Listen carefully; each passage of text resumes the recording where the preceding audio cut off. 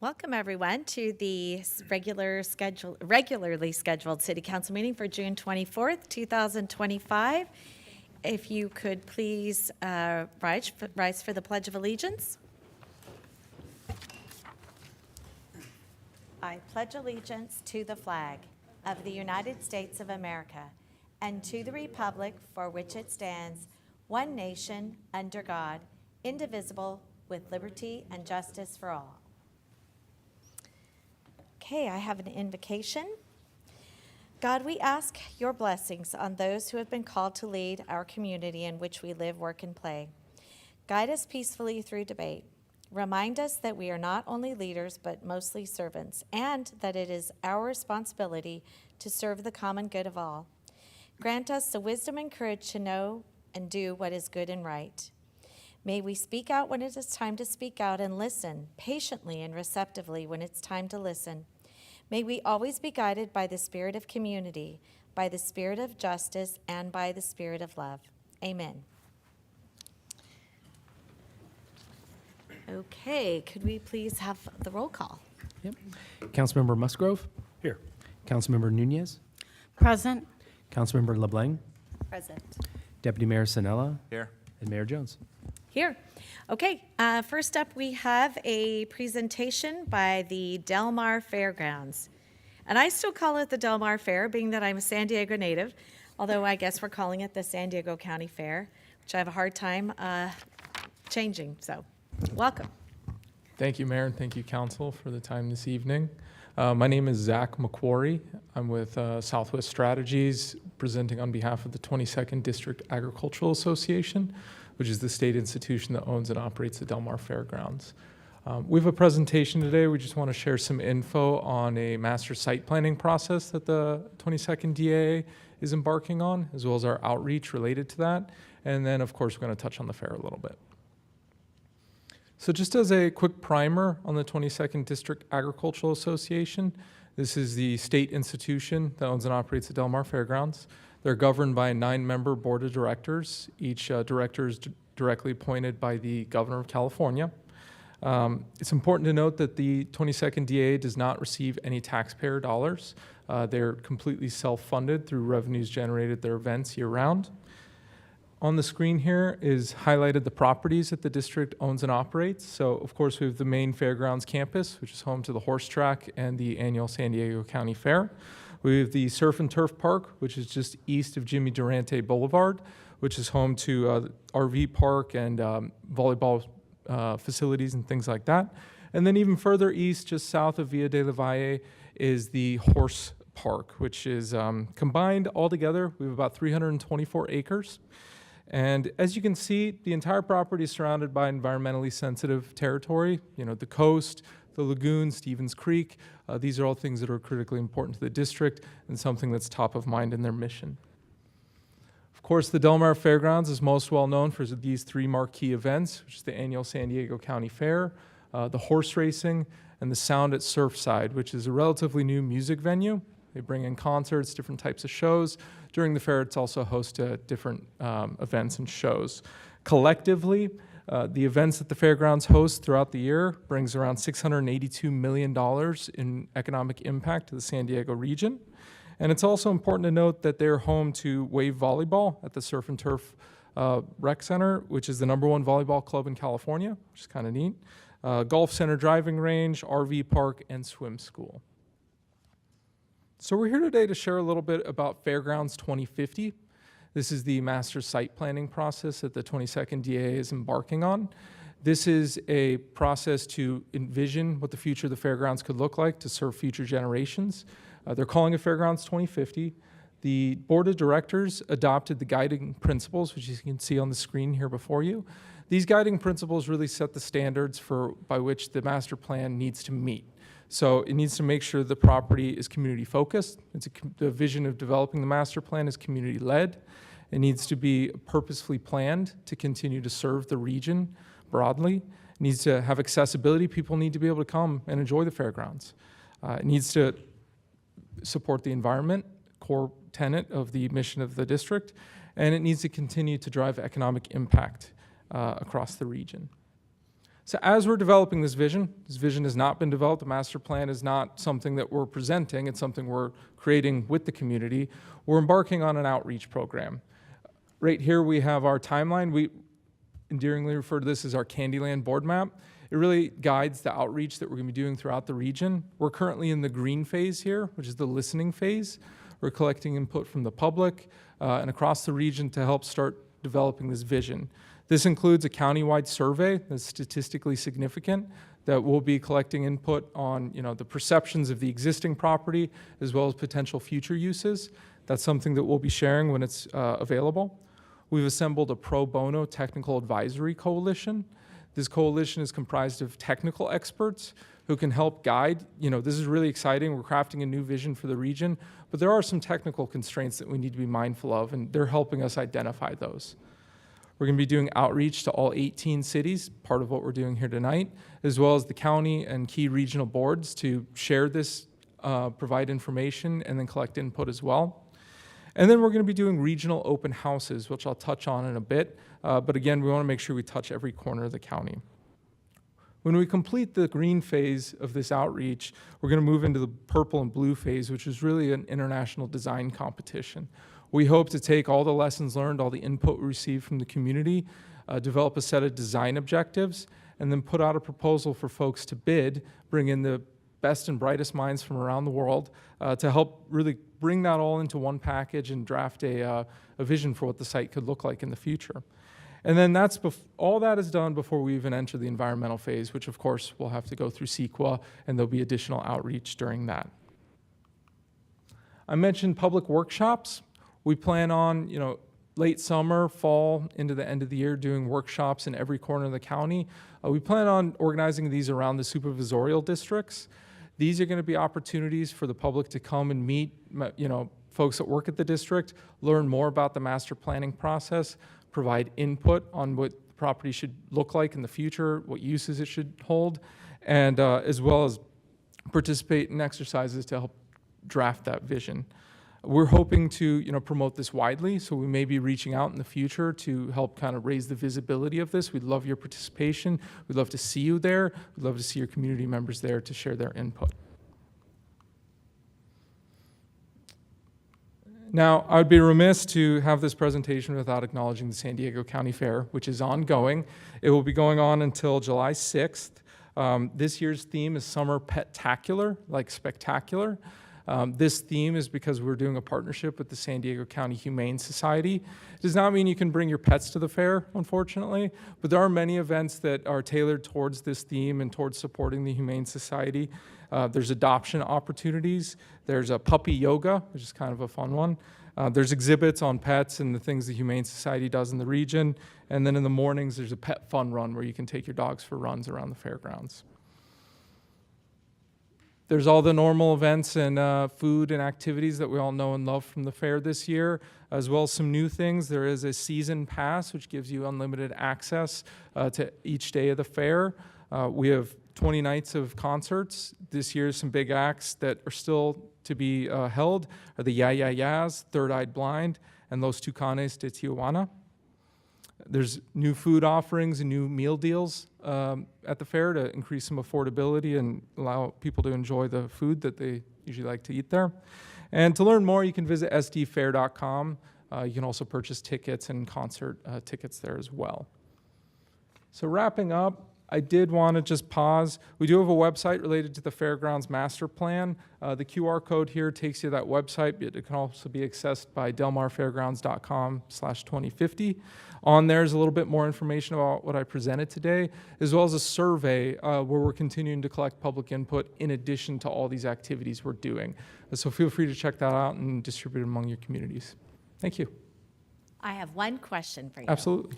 So many years ago, I don't know if you're doing it anymore because I haven't tried, but you had partners like Ralph's grocery store that you could buy tickets at? Yeah, tickets are available broadly at different retailers across the region.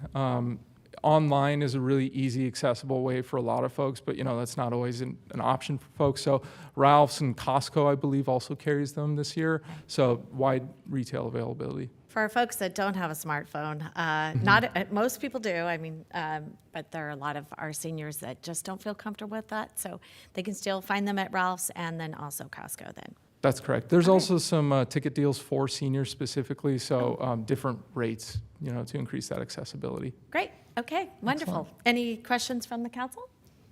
Seeing none, thank you so much. Thank Really you so much. Appreciate it. Great. Thank you. Okay. Moving on to the consent calendar. Do we have any items that any council members wish to pull? There are 15 items. Move to approve tonight's consent calendar. I'd like to pull item number 6. Item number 6, okay. Everything besides item number 6 then, Deputy Mayor? Yes. Okay. All right, we have a motion and a second. All in favor? Aye. Any noes? Seeing none. Item number 6. Wait, Madam Councilmember Mayor, New- there was one. I'm sorry. Item number 6?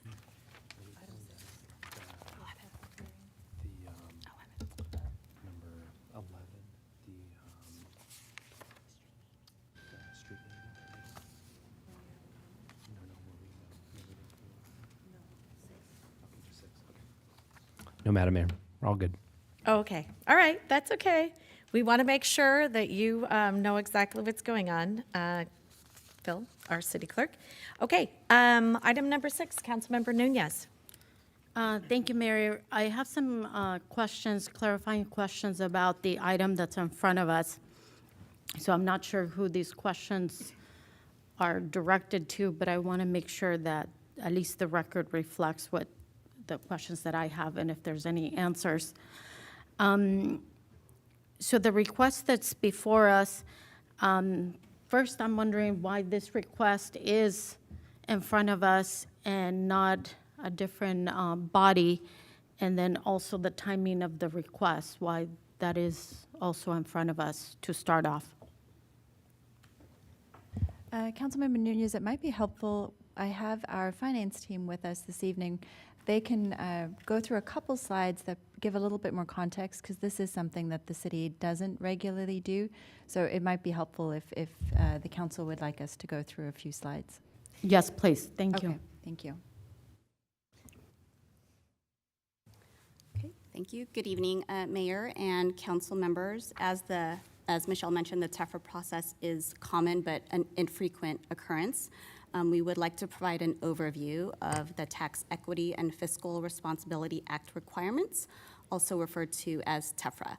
At this time, I will turn it over to our Accounting and Treasury Manager, Jeffrey Jorgensen, to go over the detail. Thank you, Donna. Good evening, Mayor, Deputy Mayor, and council members.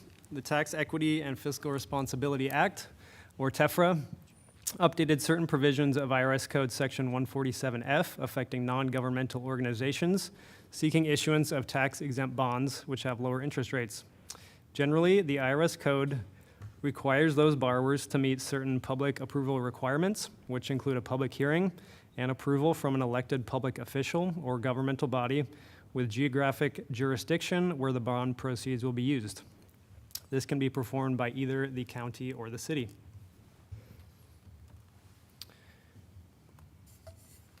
As mentioned, TEFRA requires that nonprofits or other organizations seeking issuance of tax-exempt bonds complete a public hearing and resolution. In our region, the TEFRA requirements are normally completed by the county. However, the county is using its summer recess to modernize and streamline its TEFRA process and doesn't anticipate resuming until the fall. The public hearing was already completed on June 10th by the bond issuer, so this is not a public hearing at tonight's meeting. The public hearing minutes were provided to the city and reflect that no comments were received. Before council tonight is a resolution approving issuance of the bonds, as the city is the only other governmental unit with geographic jurisdiction to approve the bond issue and meet the federal requirements. The city's approval does not signify an endorsement of the project or borrower. Additionally, the city is not funding the borrower, not issuing the bonds, and not financially responsible in any way. Approval of this resolution is a procedural step in the federal TEFRA requirements. If the resolution is approved, it would allow the issuer to proceed with next steps and close the bond by the end of July. The California Enterprise Development Authority, who is the issuer, has its own financial advisor, bond counsel, and other technical experts who have reviewed the financing and documents to determine eligibility for the bond. CEDA is responsible for ensuring all requirements of the IRS are met. The city's bond counsel reviewed the public notice, resolution, and report for tonight's meeting and confirmed that it is in good order. The resolution before you tonight is limited to approval for purposes of meeting the procedural federal TEFRA requirements in qualifying the project for a tax-exempt bond. The city is not funding the borrower, not issuing the bonds, and not financially responsible in any way. The city's approval does not signify an endorsement of the project or borrower. Approval of this resolution is a procedural step in the federal TEFRA requirements. That concludes our presentation, and we're more than happy to answer any questions you may have. Thank you so much. Councilmember Nunez, did you have any further questions? I do, Mayor, thank you.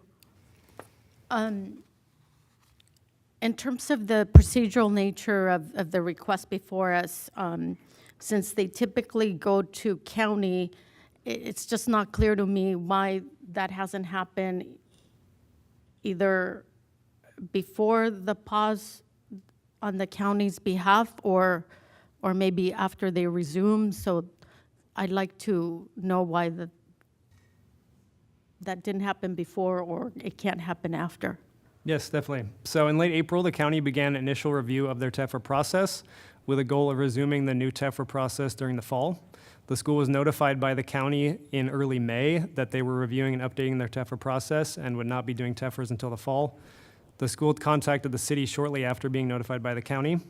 The county informed the board of supervisors about the work to update the process as part of their June 3rd board letter. Okay, thank you for that. So in terms of the action that's being taken today, it's my understanding that we are going to have some sort of agreement if this gets approved, and that would be between the city and then who would be the other entity that would be entering into the agreement? The Defend, Indemnify, and Hold Harmless agreement is between the city and Bay Point Academy. And the city's costs for all of the work prior to the issuance, it's my understanding that they're actually going to be paid as part of the issuance. So there is hopefully a clean slate at that time. I don't know if there's anything further that you're concerned about. So part of what I'm trying to reconcile is the staff report states that there's no fiscal impact to the city. And so it's not clear to me, based on what's in front of us, whether or not the city has incurred any costs thus far. And if this is approved, what those costs that have been incurred, that's one piece of my question. And then the other piece is, assuming that this is approved and this does move forward and there's any sort of legal action or any costs that are potentially incurred by the city, it's not clear to me what that recourse might be. With respect to the costs, it is my understanding that those are have been arranged by staff to be essentially collated and presented as part of the issuance. So those costs are going to be taken care of. They include, there's been minimal amount of my time, but bond counsel time, staff time, in terms of essentially arranging these this meeting and the meeting materials, and also negotiating and finalizing the defense and indemnification agreement. If there are any further costs down the line, for example, we have in the past had inquiries at the city or of the city with TEFRA proceedings with respect to operations of the debtor and whether those were of a tax-exempt nature, consistent with tax-exempt financing. and the city had to provide its records. It was a fairly minimal involvement, but it was. Under the Defense Indemnification and Hold Harmless Agreement, those would be the burden or responsibility of Bay Point Academy. As long as Bay Point Academy is solvent, those costs will be paid for and not by it and not by the city. And I also believe that the Bay Point representative and their counsel are in the audience if you have any questions for them. Let me ask a follow-up question.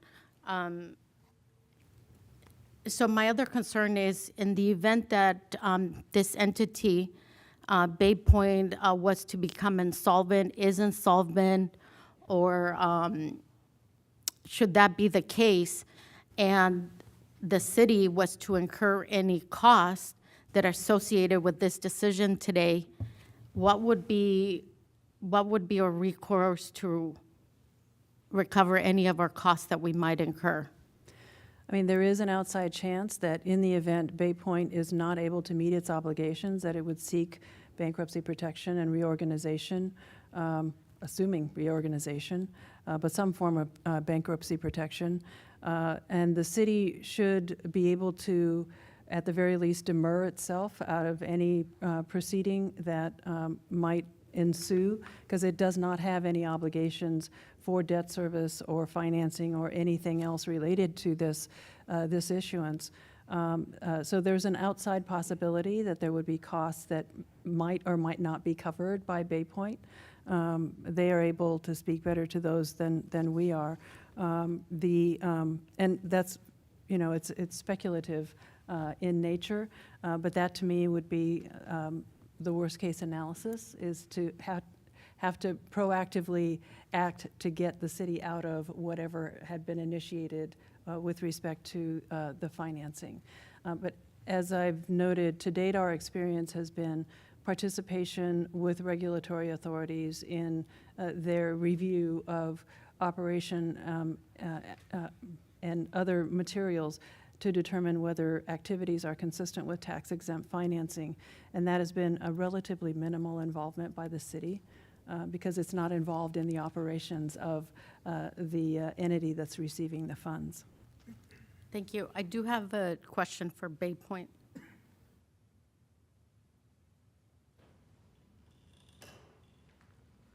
If you could identify yourself for the record, sir. Hello, I'm Frank Aguaro with Bay Point Academy. Thank you. If Bay Point was to lose its charter, what would that mean then if this item is to be approved today, what would it mean for the process? There's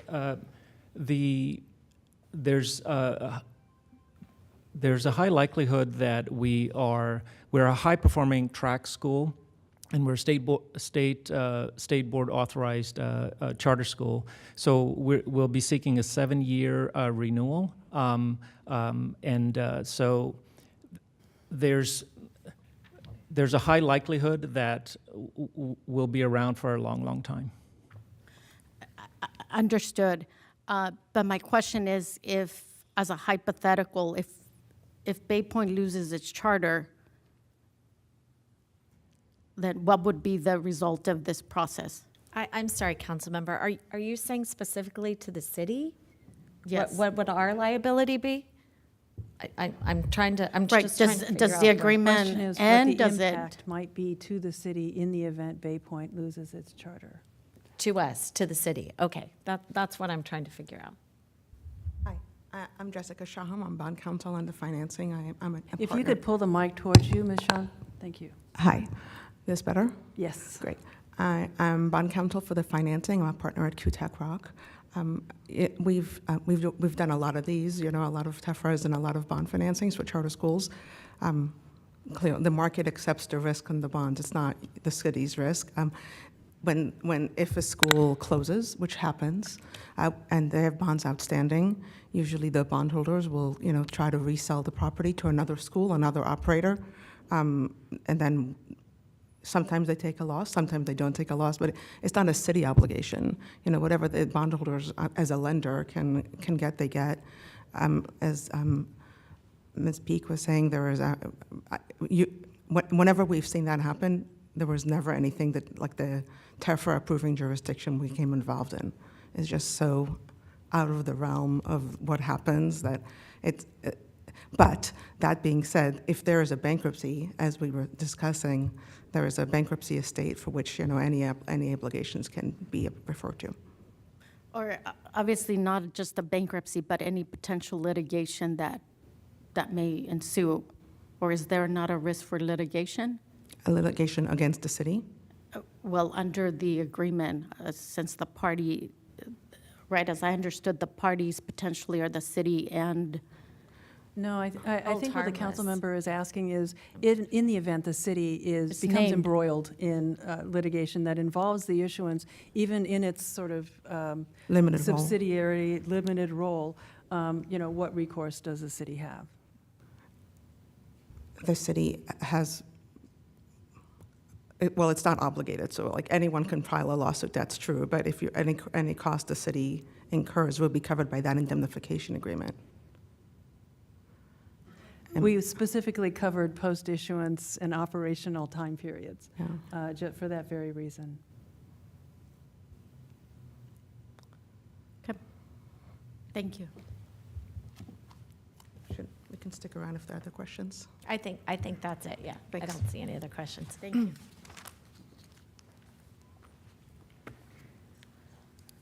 Any other questions, Councilmember? I do have one other question. I just want to make sure that the record is clear that the county has not stopped taking these requests that's before us. So it is our understanding from the county that they've paused their TEFRA process. They may still be receiving requests. However, the process is paused until they solidify any updates to their process, which they anticipate to be around fall. Thank you for that clarification.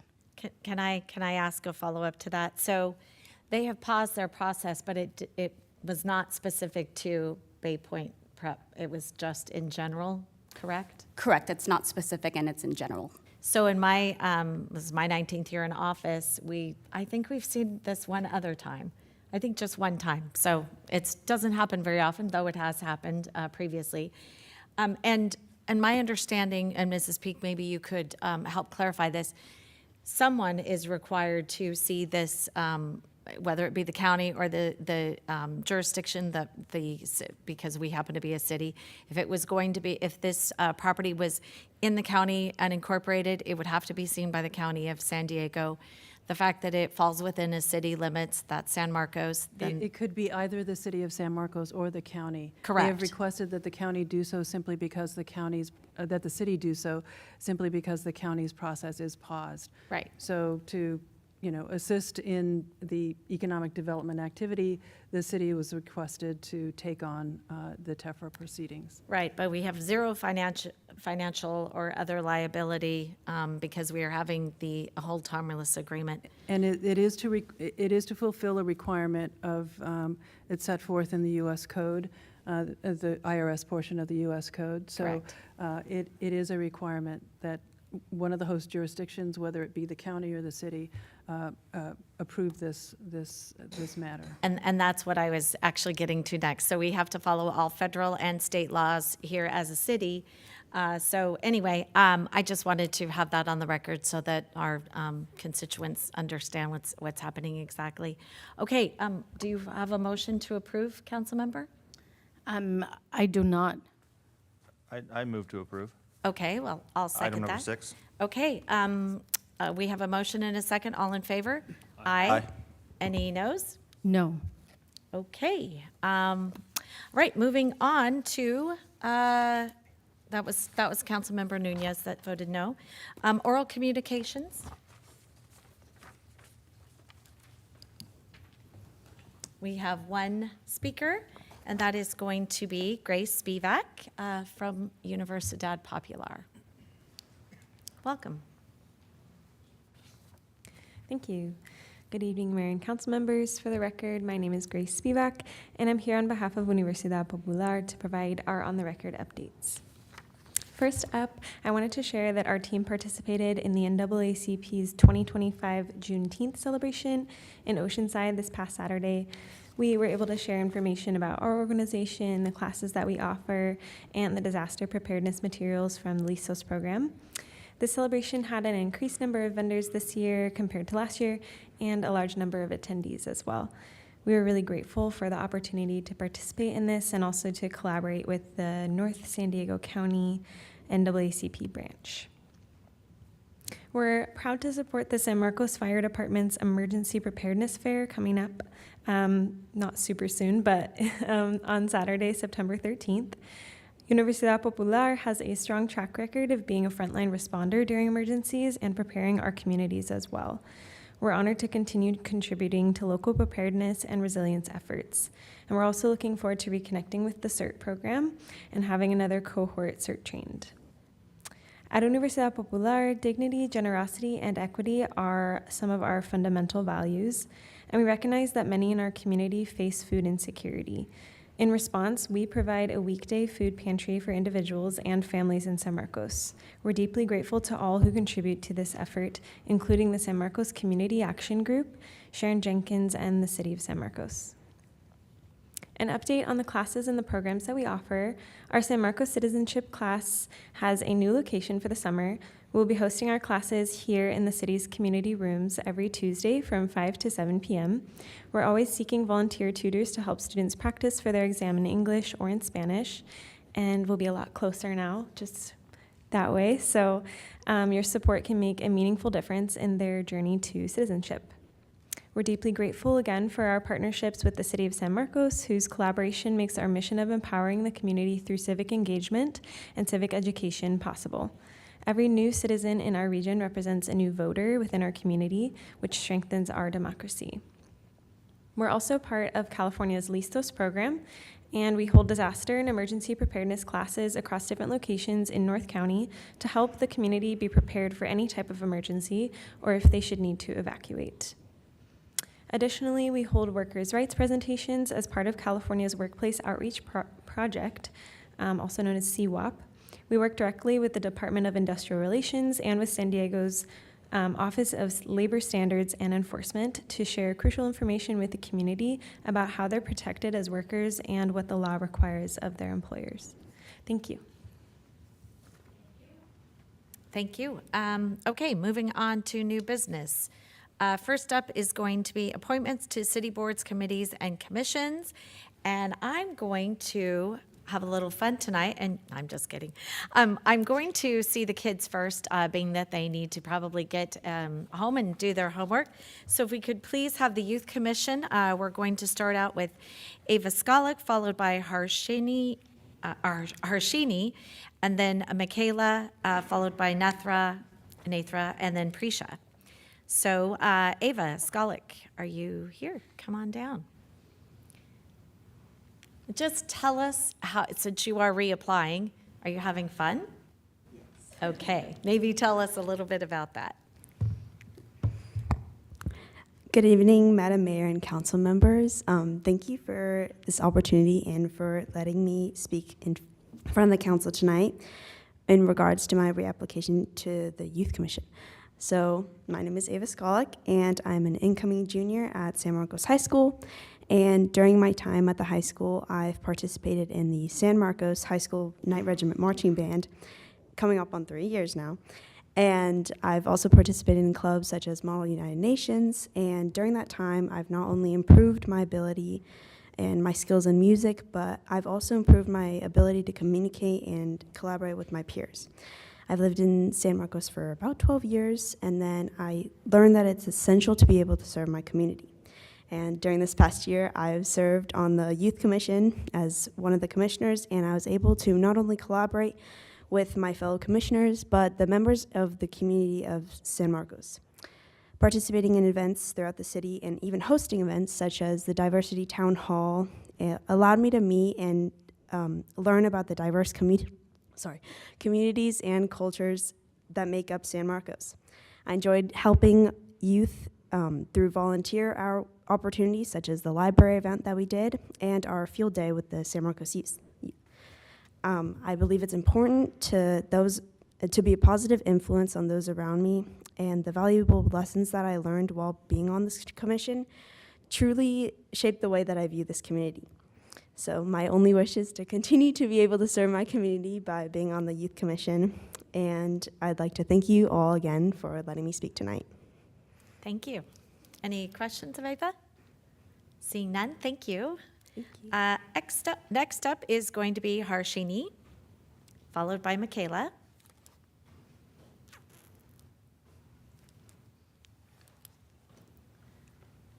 Welcome.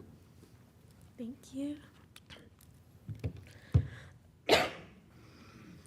Hi, everyone. Thank you so much for having me here today. My name is Harshini Subramanian, and I'm really excited about the possibility of the chance to serve on the Youth Commission. I'm currently a rising senior at San Marcos High School, and I've been someone who likes to get involved within the community, and especially when it comes to things that make a difference in people's lives. One of the biggest ways I've tried to do that is through volunteering at Scripps Memorial Hospital here in Encinitas. I've been volunteering there for a couple of years now, and it's honestly been one of the most meaningful parts of my life, whether it's helping patients get to their appointments or just being there to offer a calm presence for families in the waiting room. I've learned a lot about what it means to be there for people when they need it, and it's definitely made me even more passionate about healthcare and public service. At school, I'm also really involved and have helped start a new chapter of HOSA, Healthcare Occupation Students of America, which is a healthcare-focused student organization, and I've now held the role of president. It's been awesome building it from the ground up with my friends, planning events, inviting speakers, and getting more students interested in healthcare careers. And I'm also the president of our South Asian Culture Club, which has been a great way to bring people together, celebrate our culture, and share it with others in the school community. It's made me realize how important representation and inclusion are, and that's something I'd love to bring into this role as well. I'm applying because I really care about helping people, want to be a part of something that makes a real difference, and I know I still have a lot to learn, but I'm ready to show up, listen, and do the work. I'd honestly be really grateful for the chance to contribute and give back in any way I can. Thanks again for the chance to speak. I really appreciate it. Thank you. Thank you. I think you're going to have a future in healthcare, aren't you? Yeah. We are the healthcare epicenter of North County, so hopefully you'll be staying, or if you end up leaving, definitely coming back. Yeah. Any questions of Arshini? No? Thank you. Thank you. Okay, next up is Michaela Wood, followed by Nathra.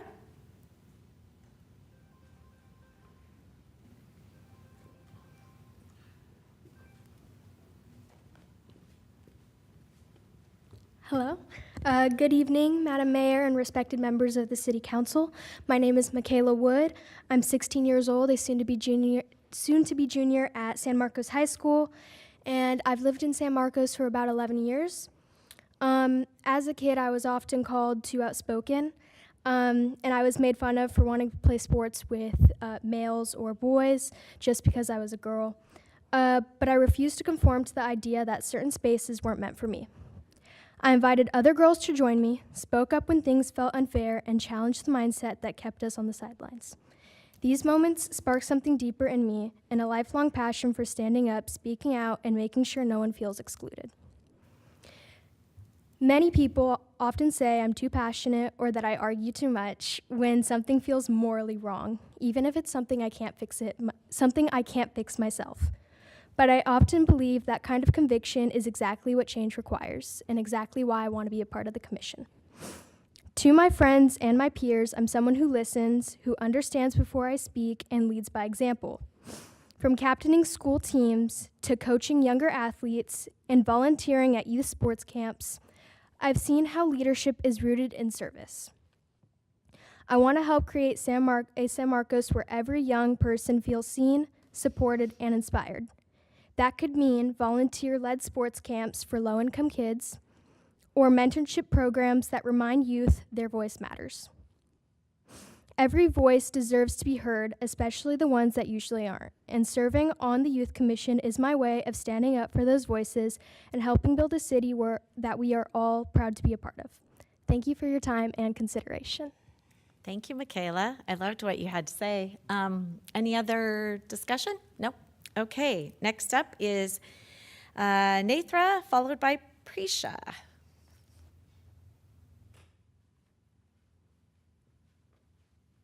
Well, you get to tell us why you like to be on the Youth Commission now, since you're already on there. Okay, can you hear me? Is this okay? Yes. All right. Good evening, Mayor, Deputy Mayor, and council members. My name is Nathar Gopalakrishnan, and I'm here today to request for another term on the San Marcos Youth Commission. I've been on the Youth Commission, it's been 3.5 years now, and for the last year, I was selected as the chair of the commission. As the chair, I created and implemented a collaboration event with the San Marcos Library. I'm hoping for it to be a series of collaboration events. The one that we hosted was an art fair and art competition. It was held in the library, and it was for all San Marcos youth that celebrated what they found beautiful in San Marcos.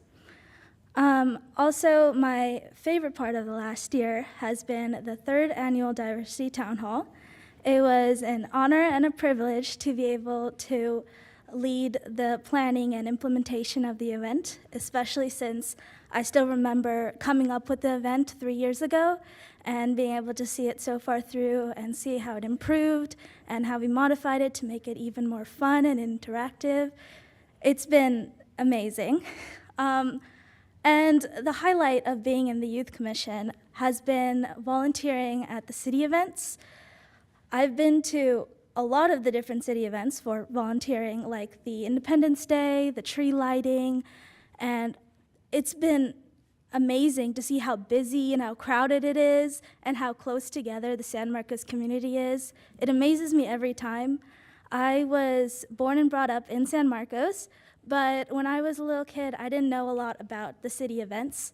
And so when I was elected or selected by you all to be in the Youth Commission 3.5 years ago, I realized how much our city does and how much events that our community members participate in, and it's amazing. Every time I go, it's an entirely different environment from what I'm used to, and it's incredible to see how diverse our community is. Aside from the Youth Commission, I am also a straight-A student. I'm a rising senior at High Tech High North County. I am the founder and president of a mental health awareness club at my high school. We have done a lot of different charity drives, and we do holiday drives every year. On top of that, I have been a Girl Scout since I was in kindergarten. I think I talked about this last time too, actually.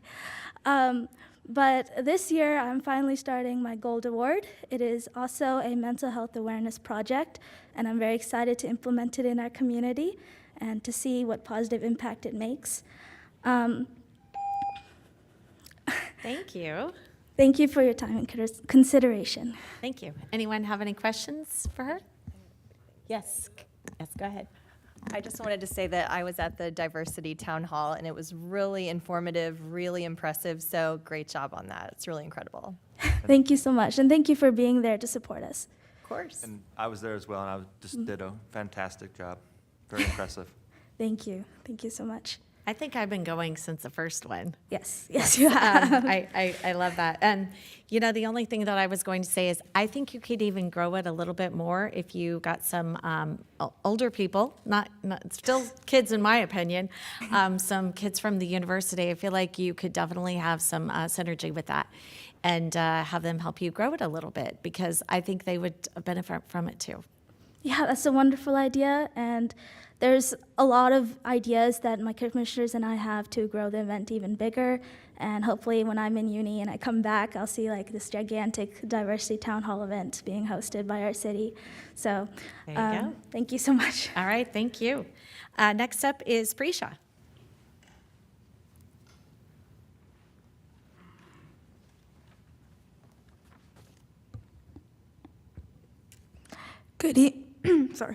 Good evening, Madam Mayor and City Council members.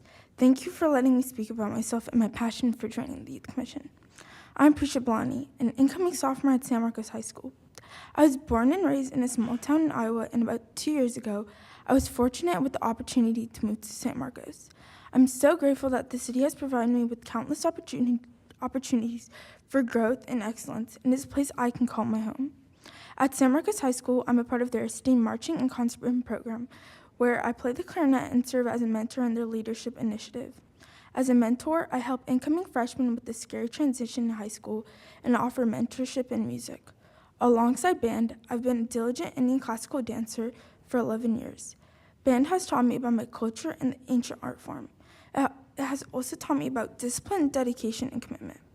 Besides band and dance, I'm dedicated to public speaking and civic engagement. For 2 years, I served on my school student council, where I maintained strong leadership skills and was chosen to represent student voices. In 2024, I was privileged to work as a student intern for Dr. Darshana Patel's campaign for California State Assembly, where I canvassed for her campaign and reminded voters to vote. This experience helped me improve my social and civic engagement. In my school, I'm an active member of my school's Model UN, mock trial, and academic league teams, and also part of CSF. These activities have improved my public speaking skills, significantly boosted my confidence, enhanced my organizational abilities and teamwork, and strengthened my critical thinking skills. I have a passion to help people in the community, and I believe I could be a strong member of the Youth Commission. In the future, I hope to dedicate my career to advocacy and justice, and I hope to do this in the capacity as a lawyer. I believe my skills in leadership, public speaking, and teamwork would greatly benefit the Youth Commission. This commission empowers youth to have a voice in community events and represent students in San Marcos. Together, we must address the needs of the youth in our community, and I would be eager to contribute to this initiative. Thank you for your time and attention this evening and for allowing me to share a bit about myself. Thank you.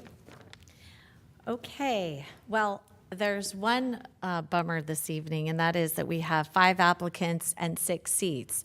Though one of those 6 seats is an alternate, so I have a challenge for the 5 of you that are going to be appointed this evening, and that is we need to have you bring a friend to become an alternate. So if you can get someone to apply, we would love to help them out and get them appointed.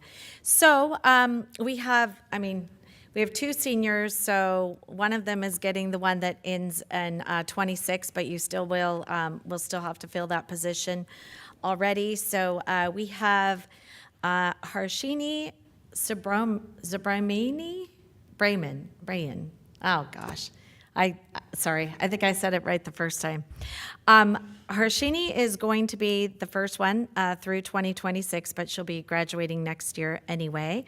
And then we have Ava Skolik for 2028, Michaela Wood, also 2028, Nathra Krishnan, sorry, and then followed by Prisha Balani. So those would be all 2028, so that would be my motion. Do I have a second? Second. Okay, we have a motion and a second. All in favor? Aye. Aye. Any noes? Seeing none, congratulations. And I want to say, I didn't see any young men here this evening. So when you bring someone forward next time, we've got to have a little diversity for our diversity town hall. So I'd like to challenge each one of you to bring a friend to consider, come to one of your meetings, check it out and see if you would like to join as an alternate. So anyway, that would be my challenge to all of you, and congratulations. And you can leave now and go get your homework done. School's out. Oh my gosh. Well, then you can go. That's right. I keep forgetting. Well, you know what? There is no summer to me because I work all the time. There's no such thing as a weekend. But go enjoy your summer night and maybe go to the Del Mar Fair or the North County Fair. Anyway, thank you. Okay, next up, I'm going to go a little bit out of sequence. Community Foundation. We have Stephanie Bussin. And Stephanie, if you could come on down and tell us why you'd like to serve on one of our commissions. So good evening, Madam Mayor and council members. My name is Stephanie Bussin, and I'm grateful for this opportunity to introduce myself. So for over a decade, I've had the privilege of working in clinical development within the biotech industry, most recently as the head of clinical data management at an oncology company, Scorpion Therapeutics. A key responsibility of my job is vendor oversight to ensure compliance with industry regulations and standards. I've also had the privilege of working on a successful new drug application, Zeposia, for multiple sclerosis and ulcerative colitis. And like knowing that my work alongside my colleagues is contributing to bringing new medicines and new therapies to patients in need. I also completed my MBA this last year, which included coursework in finance and corporate governance. After graduation, I joined the San Diego Angel Investor Conference and was appointed as a due diligence team lead. In that role, I organized a team of investors to complete a month-long diligence activity for one of the finalist companies, which included reviewing all of the financial documents and business plan. And then presented our recommendations in terms of fundings to other investors at the annual conference. These experiences have honed my ability to approach new tasks and opportunities with a data-driven mindset, and to also collaborate with a diverse set of stakeholders to find consensus. Beyond my professional life, I'm mom to 2 daughters, ages 9 and 12, who both attend San Marcos Unified Schools. I appreciate the city's commitment to protecting the local environment and building services and a strong local economy for the future. I also believe that active citizen participation is vital for a thriving society, and I want to model that for my kids. So in short, I'm eager for the opportunity to serve on a city commission, to give back to the community and support San Marcos's mission. And I believe my management oversight and science background could be an asset to the Community Foundation of the Budget Review or Climate Action Working Group. Thank you. Awesome. Thank you so much. So we have one applicant for the Community Foundation, so let's appoint her. My choice would be Stephanie Bussin. Do I have a second? I'll second that, but I did have a question for Stephanie. Yes, yes. I think I remember you from last year, and a very impressive background, and thanks for coming back. I know that you had indicated that you were interested in 3 different commissions, and this was your 3rd choice, and there is it an alternate opening? Is that what I'm reading here? There's an alternate opening. Would you, I guess, long story short, would you be interested in doing more than one, or do you just want to focus on one, and should we take that into consideration to try to find the best fit? Yeah, of course, I'd be interested in more than one. Okay, So, okay, good to know. Thank you. All right, thank you. Thank you. Okay, that's my motion. Do I have a second? Second. Okay, motion and a second. All in favor? Aye. Aye. Any noes? Seeing none.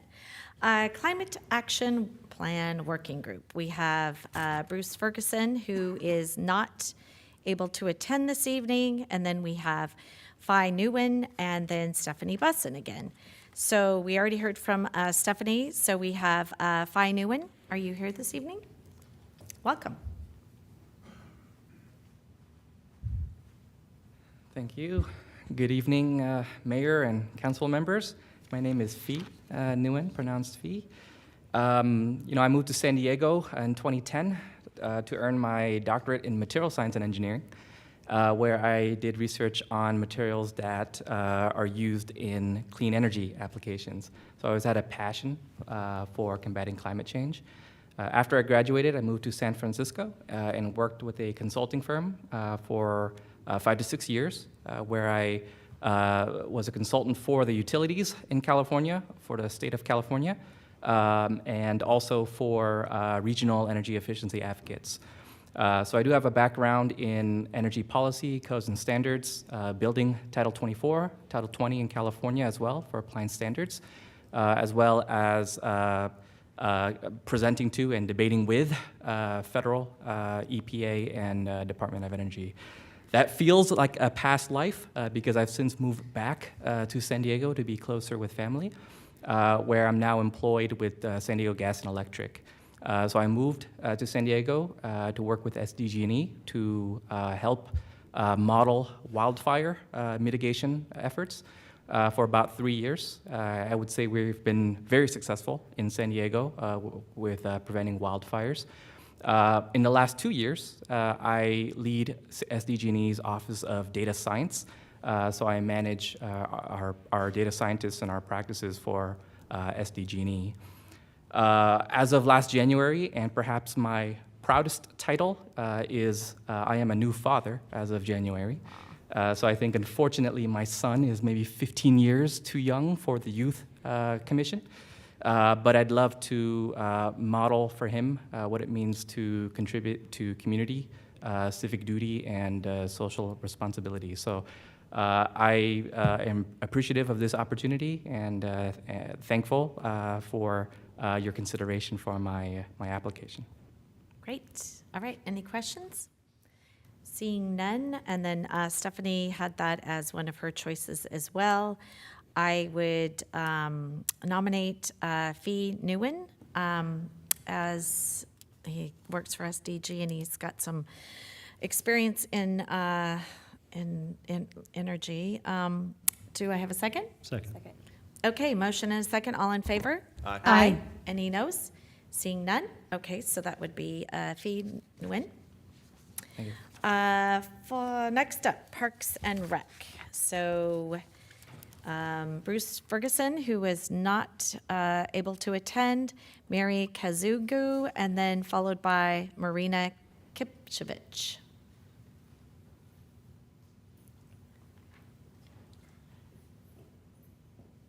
Hello, come on down. This is San Marcos. Just making an observation. You could leave your purse. Just saying. I'm just giving you a hard time. Thank you. And we have sheriffs in the back, so I'm just giving you a hard time. Thank you, Mayor Jones and members of the council.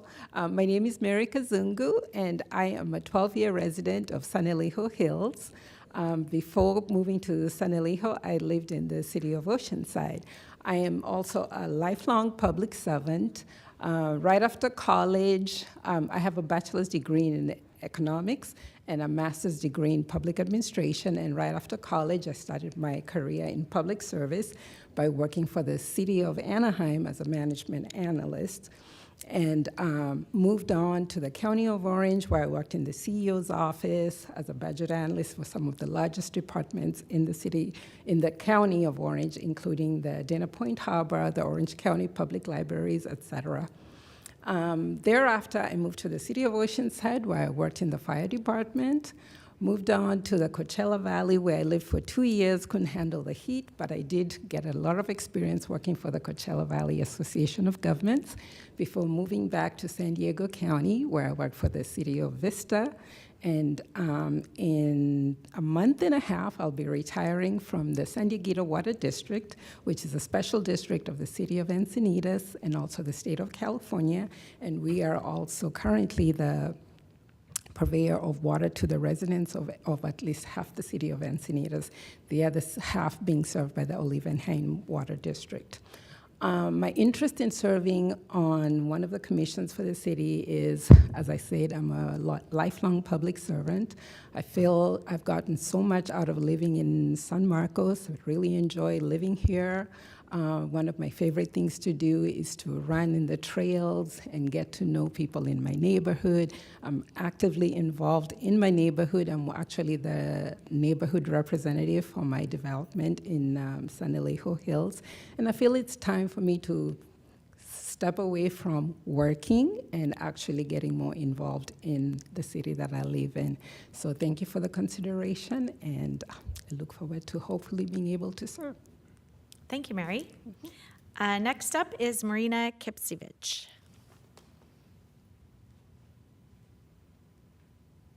Marina, are you here? Okay. No Marina tonight. Okay, well then I would make a motion to Mary Kazungu. Second. All right, we have a motion and a second. All in favor? Aye. Aye. Aye. Okay, welcome. Congratulations. And again, so cute you brought up your purse. I actually, but this is San Marcos, you can feel safe. Okay, next up is our Budget Review Committee. We have 5 seats available. So we have Chris Freeman, who's reapplying. I think I saw him here, there he is. Followed by Jim Garcia, who's also reapplying. Welcome. Hi. Good evening, Honorable Mayor and City Council members. My name is Chris Freeman, and I'm here tonight for your consideration for reappointment to the Budget Review Committee. I've been on the Budget Review Committee for several years now, and I've absolutely loved my time on the committee. Getting to work with the fantastic finance department here has taught me a lot. I think when I joined the Budget Review Committee, my level of knowledge on city finances was a 0 or 1 out of 10.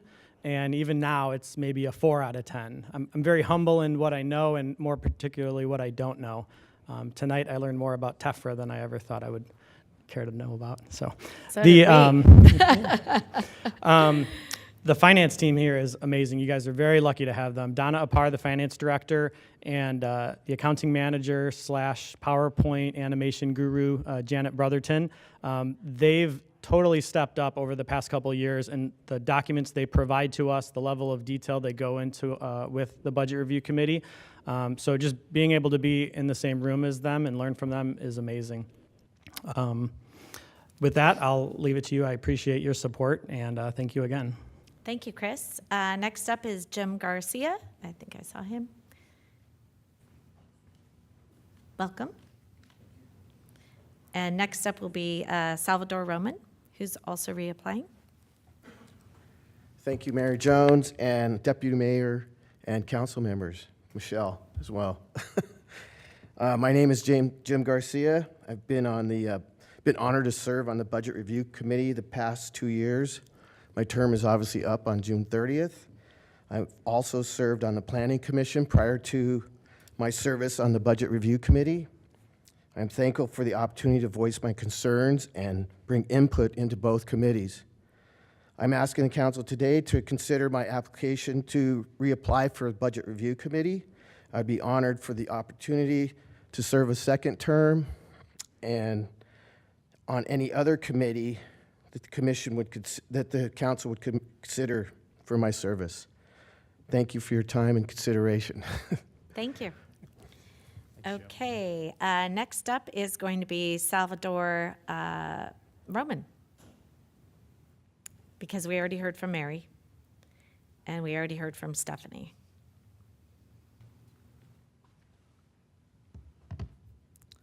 I'm not as good as Chris. I have to stick to the script. Good evening, Honorable Mayor and members of the City Council. Thank you for granting the opportunity for me to address you today. As you guys know, my name is Salvador Roman. I am respectfully seeking consideration for my reappointment to the Budget Review Committee. Since my initial appointment back in 2022, I have been honored to collaborate with my fellow committee members and city staff. During this time, I have actively participated in the comprehensive budget reviews, supported recommendations that prioritized a balanced and sustainable fiscal plan for the city of San Marcos. In my current profession and roles, I have extensive experience in overseeing government programs as well as versed in the importance of budget accountability, due diligence, and transparency. The unique experience in my role also provides me with a broader understanding of governmental operations and fiscal policies.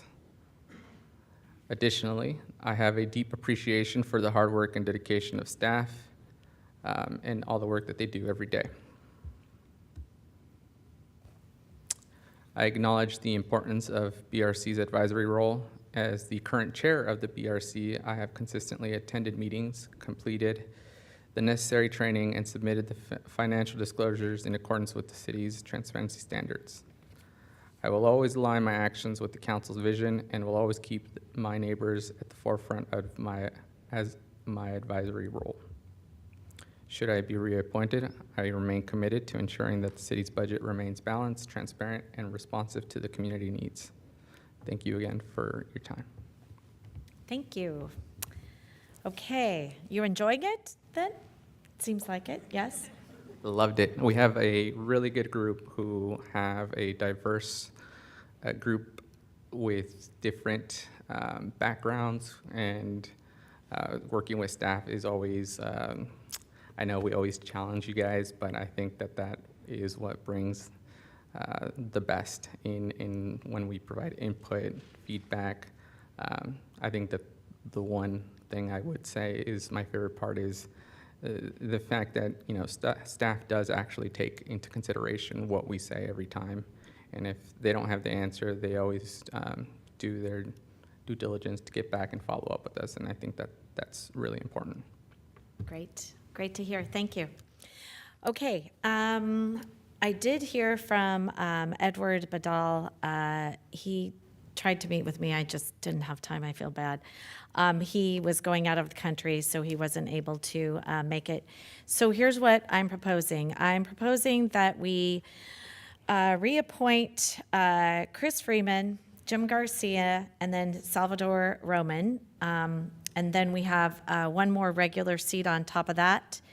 And I would, since Stephanie wants to have another, Stephanie, do you know what you're in for? You good with that? Sure, yes. But don't blink with your daughters, because it really, they'll be 25 and 29 like mine, and then you'll go, oh my gosh, where'd the time go? Okay, and then Stephanie would also be a regular position. And then as an alternate, I would appoint Edward Badal. So that's my motion. So do you want me to go through it again? Staff, no, you got it? Okay. I'll second. That's my motion. Okay. Jim Garcia from alternate to, Yeah, is there Yes, another as alternate regular, position? yes, Okay. yes, as a regular position. Yep.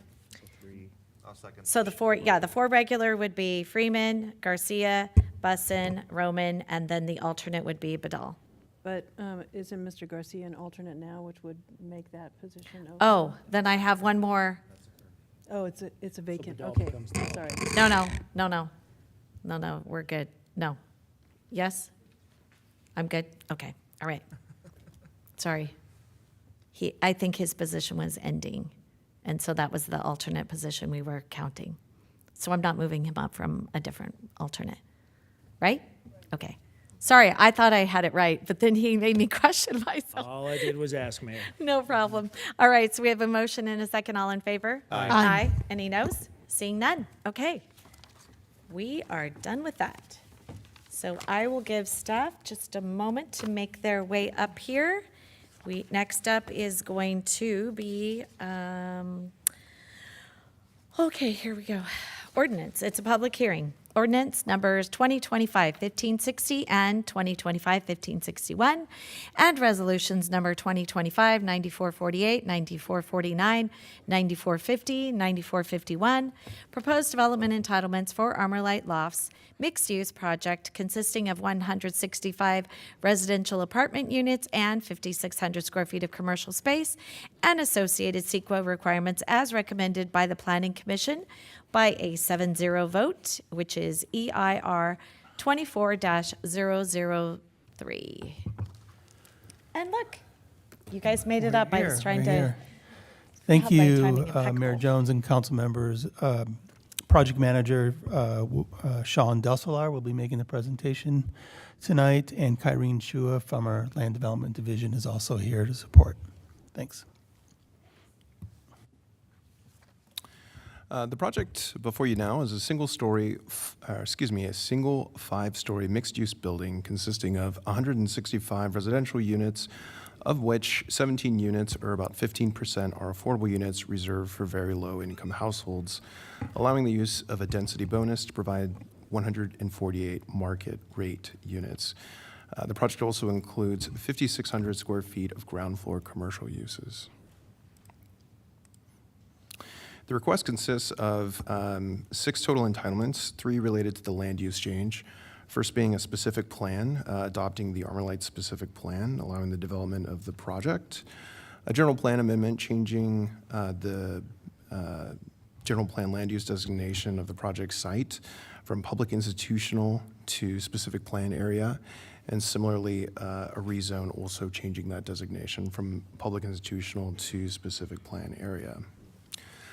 Additionally, the project includes a site development plan for the development of the actual building itself, a conditional use permit for the temporary use of a rock crusher during site grading, and an environmental impact report analyzing potential environmental impacts resulting from the project and requiring mitigation measures.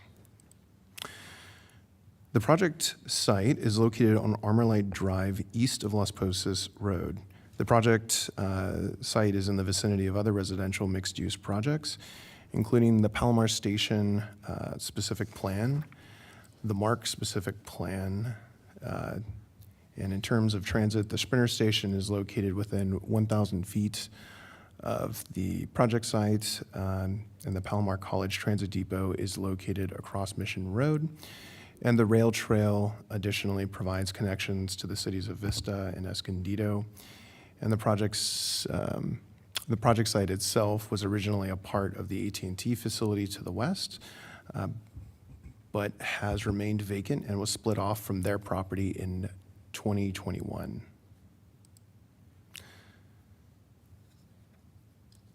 Primary access to the site is provided off Armorlight Drive. A single driveway provides on-site circulation to all parking areas, including the single on-site driveway, sorry about that, provides on-site circulation to all parking areas, including the podium-level parking garage with access to the rear of the building. A secondary access there on the northwest side of the project site provides secondary access across an easement on the AT&T site. That access provides right-out access to Las Posas Road. It's important to note that this is an emergency gated access. The access is gated for emergency use only. The project includes a 27% reduction in parking consistent with the city's climate action plan requirements due to its proximity to the Sprinter Station. A total of 254 spaces will be distributed throughout the project site, with 83 open parking spaces along the private drive, 171 parking spaces are located within the building garage, and include a mix of 51 tandem parking spaces, providing 102 total parking spots, and 69 standard parking spaces.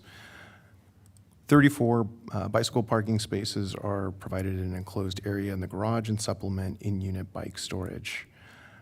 At build-out, the project will include 13 EV charger spaces and capacity for an additional 87 future EV spaces.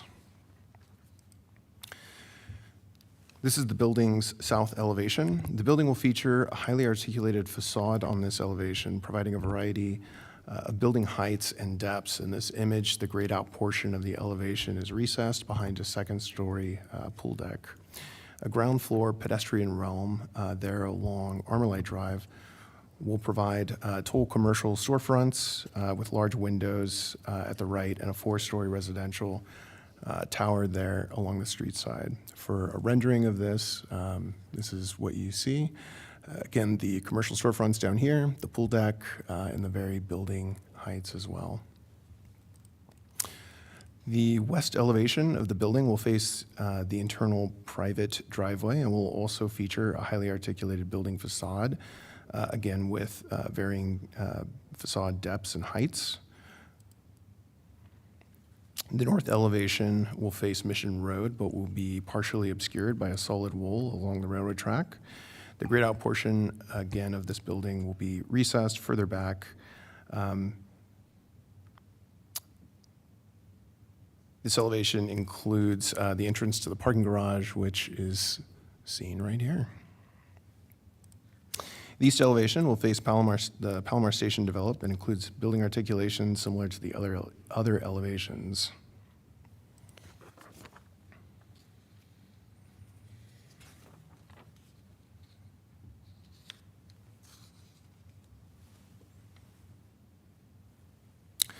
The project includes 34,000 square feet of common outdoor open space, 2,050 square feet of common indoor open space, and 47,375 square feet of private open space as unit balconies. On the ground floor, 35 parking lot trees will be providing shading.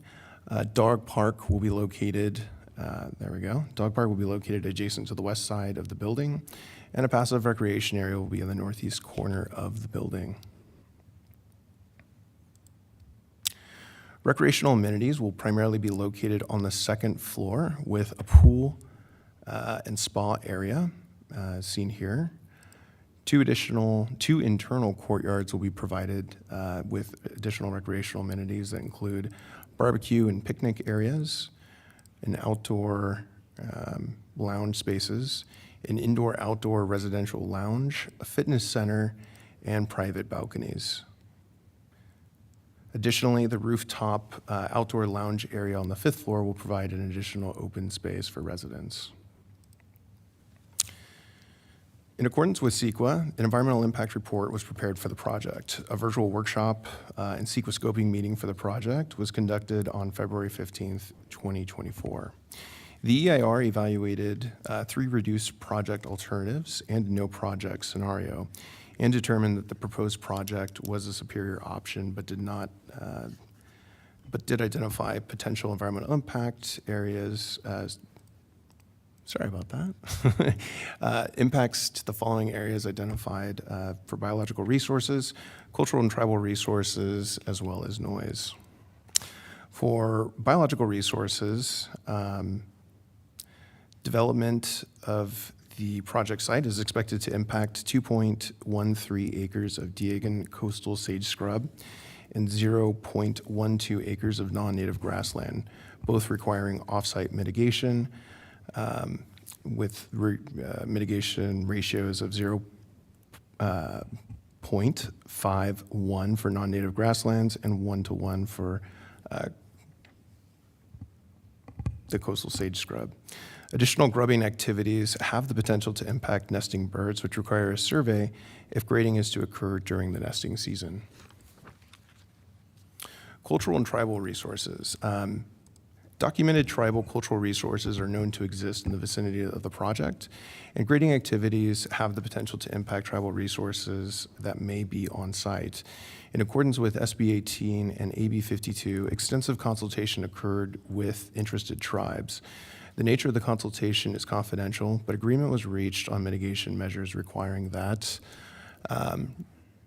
tribal monitoring of grading activities occur. Procedures are in place for the repatriation of any tribal resources discovered, and that existing white sage plants be preserved on site. And an agreement with the Rincon tribe and applicant for the financial participation of the applicant in the preparation of an ethnographic study for the project area was also agreed to. For noise, the temporary use of the rock crusher on site during construction has the potential to create noise impacts, which a study developed mitigation measures to address, including limiting the daytime use of the machinery and the location of the equipment away from residential uses, and additional measures to ensure operation in conformance with city noise standards. The draft EIR was circulated for a 45-day comment period from January 10th to February 24th, 2025. During the comment period, 4 letters were received. First letter was from the California Department of Fish and Wildlife. This identified potential impacts to crotch bumblebee, pocket mouse, which are both sensitive species. Previous surveys did not detect the presence of either species on site, and the urban setting of the project makes the presence unlikely, but expanded pre-construction survey instructions acknowledgement of the take permit if encountered.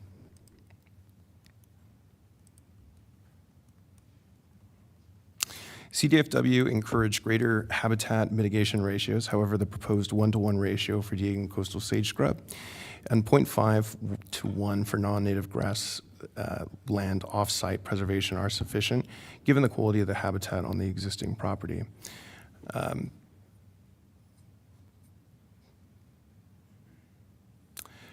CDFW also noted vernal pool habitat in the vicinity. However, soil types supporting vernal pool habitat are not present on the site, and no impacts are anticipated.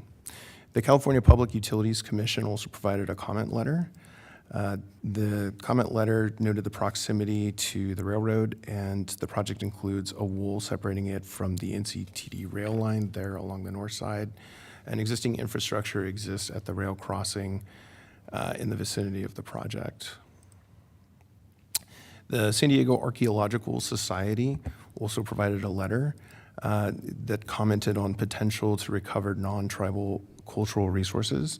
The mitigation measure involving the recovery of cultural resources was revised to ensure all non-tribal artifacts are subject to curation. Lastly, a law firm representing Supporters Alliance for Environmental Responsibility, SAFER, also submitted a comment letter. The letter that was initially submitted during the comment period by SAFER asserted that the draft EIR was insufficient. However, it did not provide details on the deficiencies of the EIR, and follow-up requests were not responded to. Approximately an hour before the Planning Commission meeting on the 19th, SAFER submitted an additional comment letter provided as attachment I in the staff report that identified 10 specific concerns. A detailed response to the SAFER letter is included as attachment J to the staff report, but the following is a brief summary of the concerns raised. First, related to air quality, internal air quality associated with the potential use of certain formaldehyde-containing construction materials commercially available. Next, there were 9 biological issues that were potentially identified by SAFER. Those are as follows. The project setting does not discuss special status species. The habitat loss analysis was insufficient. The project will interfere with wildlife movement, specifically bird window collisions and vehicle collisions with wildlife. The cumulative impact analysis was insufficient, and the characterization of the environmental setting was flawed, and also that the response to the California Fish and Wildlife comments was insufficient, and recirculation of the AR was necessary. Again, the EAR for the project was prepared by one of the city's qualified consultants and peer-reviewed by an independent CEQA consultant retained by the city to ensure that it adequately discloses environmental impacts, includes appropriate mitigation measures, and complies with all applicable regulatory requirements. As such, the EAR adequately analyzed and discloses potential environmental impacts. No new information that would require substantial revisions or warrant recirculation of the EIR was presented. And the final EIR is consistent with the requirements of CEQA and is recommended for certification.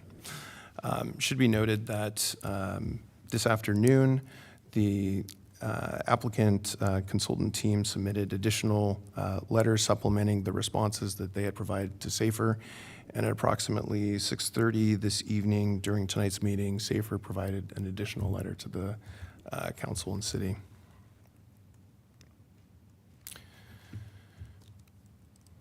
Fiscal and economic impacts associated with the projects. Consistent with the city's policy for general plan amendments, a fiscal and economic analysis was prepared for the project to study the effects of the land use change. The fiscal impact analysis prepared and examined the general fund revenues and expenditures to the city related to the payment of taxes and fees and consumption of municipal services. A conservative approach for the studies was taken, comparing the proposed project to a potential 160,000 square foot data center that could be developed on the project site consistent with the public institutional zone and could take advantage of existing connections to the AT&T telecommunications facility on the adjacent parcel. The public institutional zone, this is the most commercial activity that's allowed in that zone, with parks and other infrastructure mainly limited to development in that zone. The analysis concluded that the data center would have a net revenue of approximately $200,000 as compared to the project, which would be more revenue, the development of the project, which would be more revenue neutral, as seen there with an estimate of $219 surplus. This is mostly the result of the residential nature of the project that consumes city services at a greater rate than an office would, such as the data center. The economic impact analysis prepared examined both the direct and indirect economic outputs of the data center and proposed project. A one-time economic output from the construction would be expected to generate $70 million for the data center and $66.3 million for the proposed project. The reoccurring economic output is expected to be $40 million for the data center and $4.5 million for the proposed project. This is primarily the result of employment differences between the two projects, estimated to be approximately 130 potential jobs. And again, that's related to the data center, which has to be manned at a 24-hour period. It should also be noted that the project site was sold by the applicant, or sold to the applicant by AT&T, who has determined that the project site was surplus property and not necessary for the expansion of the existing telecommunications infrastructure building there adjacent to the site. And at the time of the sale, there was not an interested party there interested in developing a data center, as could be in the public institutional zone. The Planning Commission conducted a public hearing for the project on May 19th, 2025. At the Planning Commission hearing, public comments were provided. SAFER submitted an additional letter to the commission that we discussed briefly here. And a speaker on behalf of SAFER also provided comments on the project. No other public testimony was provided at the hearing, and the Planning Commission discussed the letter, the comments provided by SAFER, and voted to recommend approval of the project by a 7-0 vote. As previously indicated, a public workshop and scoping meeting was conducted on February 15th, 2024. There were no attendees at that workshop. Additionally, there were no written public comments on the project that were received other than those discussed with the EIR. It is recommended that the City Council adopt and introduce the following resolutions and ordinances approving the project. This concludes staff's presentation. The applicant and their representatives, including environmental consultants, the applicant is also present with their environmental consultants. The applicants also provided a presentation, or prepared a presentation for the council this evening. This concludes staff's presentation. Thank you very much.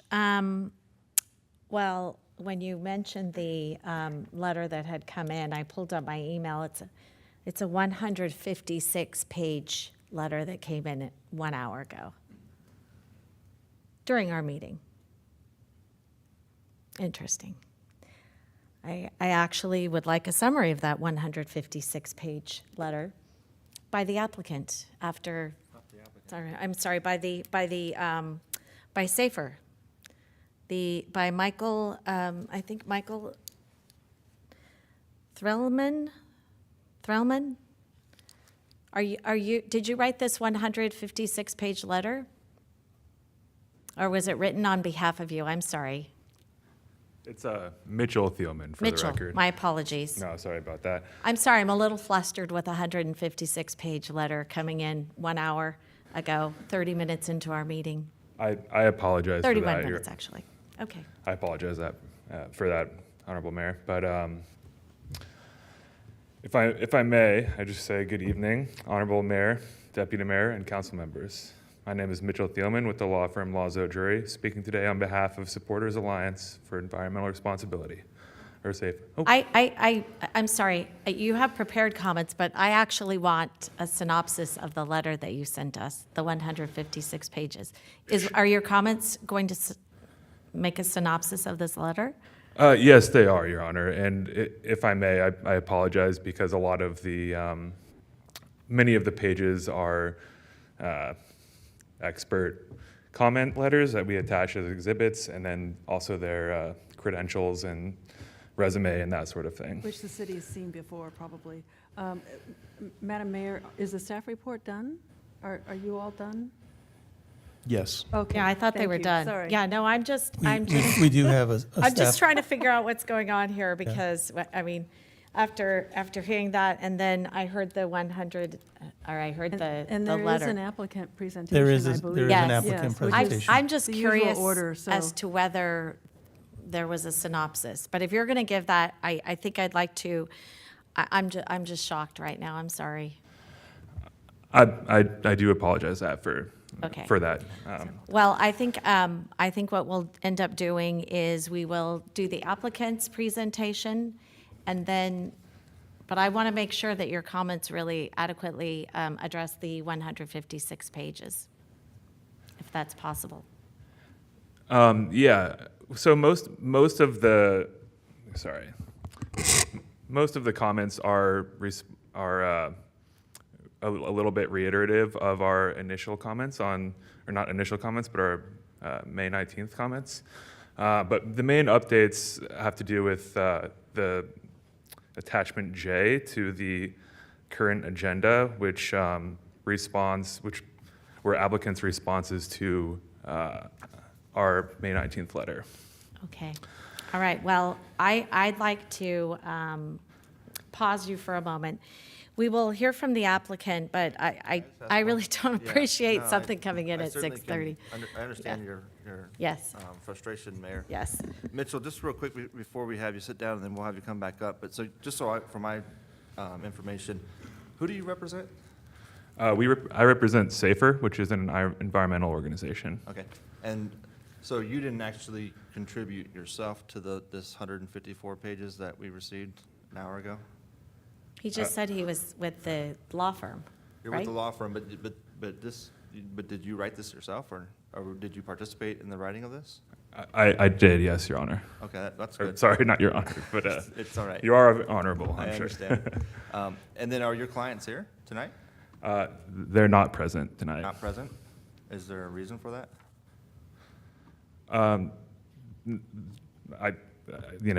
They just didn't deign to come to this meeting. I don't have an answer at this time for you. I'm sorry. Thank you. We'll talk a little bit later. I think they hung you out to dry on this situation, but thank you. What? They hung you out to dry to come up here and offer up an argument for an iteration of a comment by the applicant. I guess I kind of am trying to figure out how you wrote the letter when you were sitting here in the audience. I was drafting the letter today, which I apologize for. We only, I have no excuse. And then I was just trying to figure out internet stuff to get it submitted, but I apologize for that. Okay, all right, well, we will hear the applicant's presentation, and then we will get back to you then, Mitchell. Thank you. Thank you.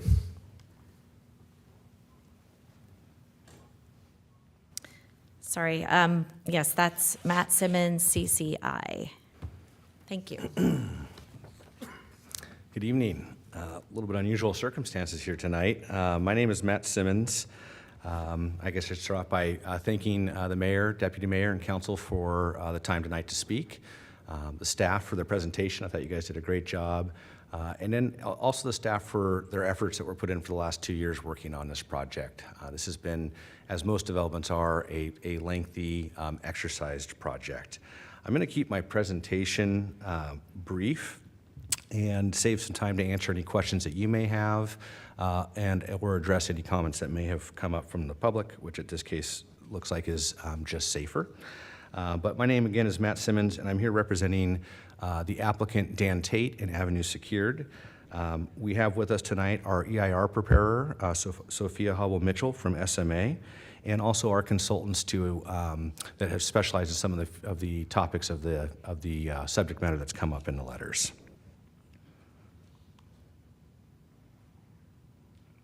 Sorry, it's been a minute since I've used your buttons. Did I just turn it off? Oh, there we go. Now they're going quick. Okay, project overview. This is a 2.44 acre site that's surrounded by development. You guys may be familiar with it, being kind of behind George's Burgers in the existing AT&T facility. AT&T did subdivide that land back in 2021 to parcelize this off and make it available for sale. We are proposing 165 apartments 17 of which will be affordable, deed restricted at the very low level income.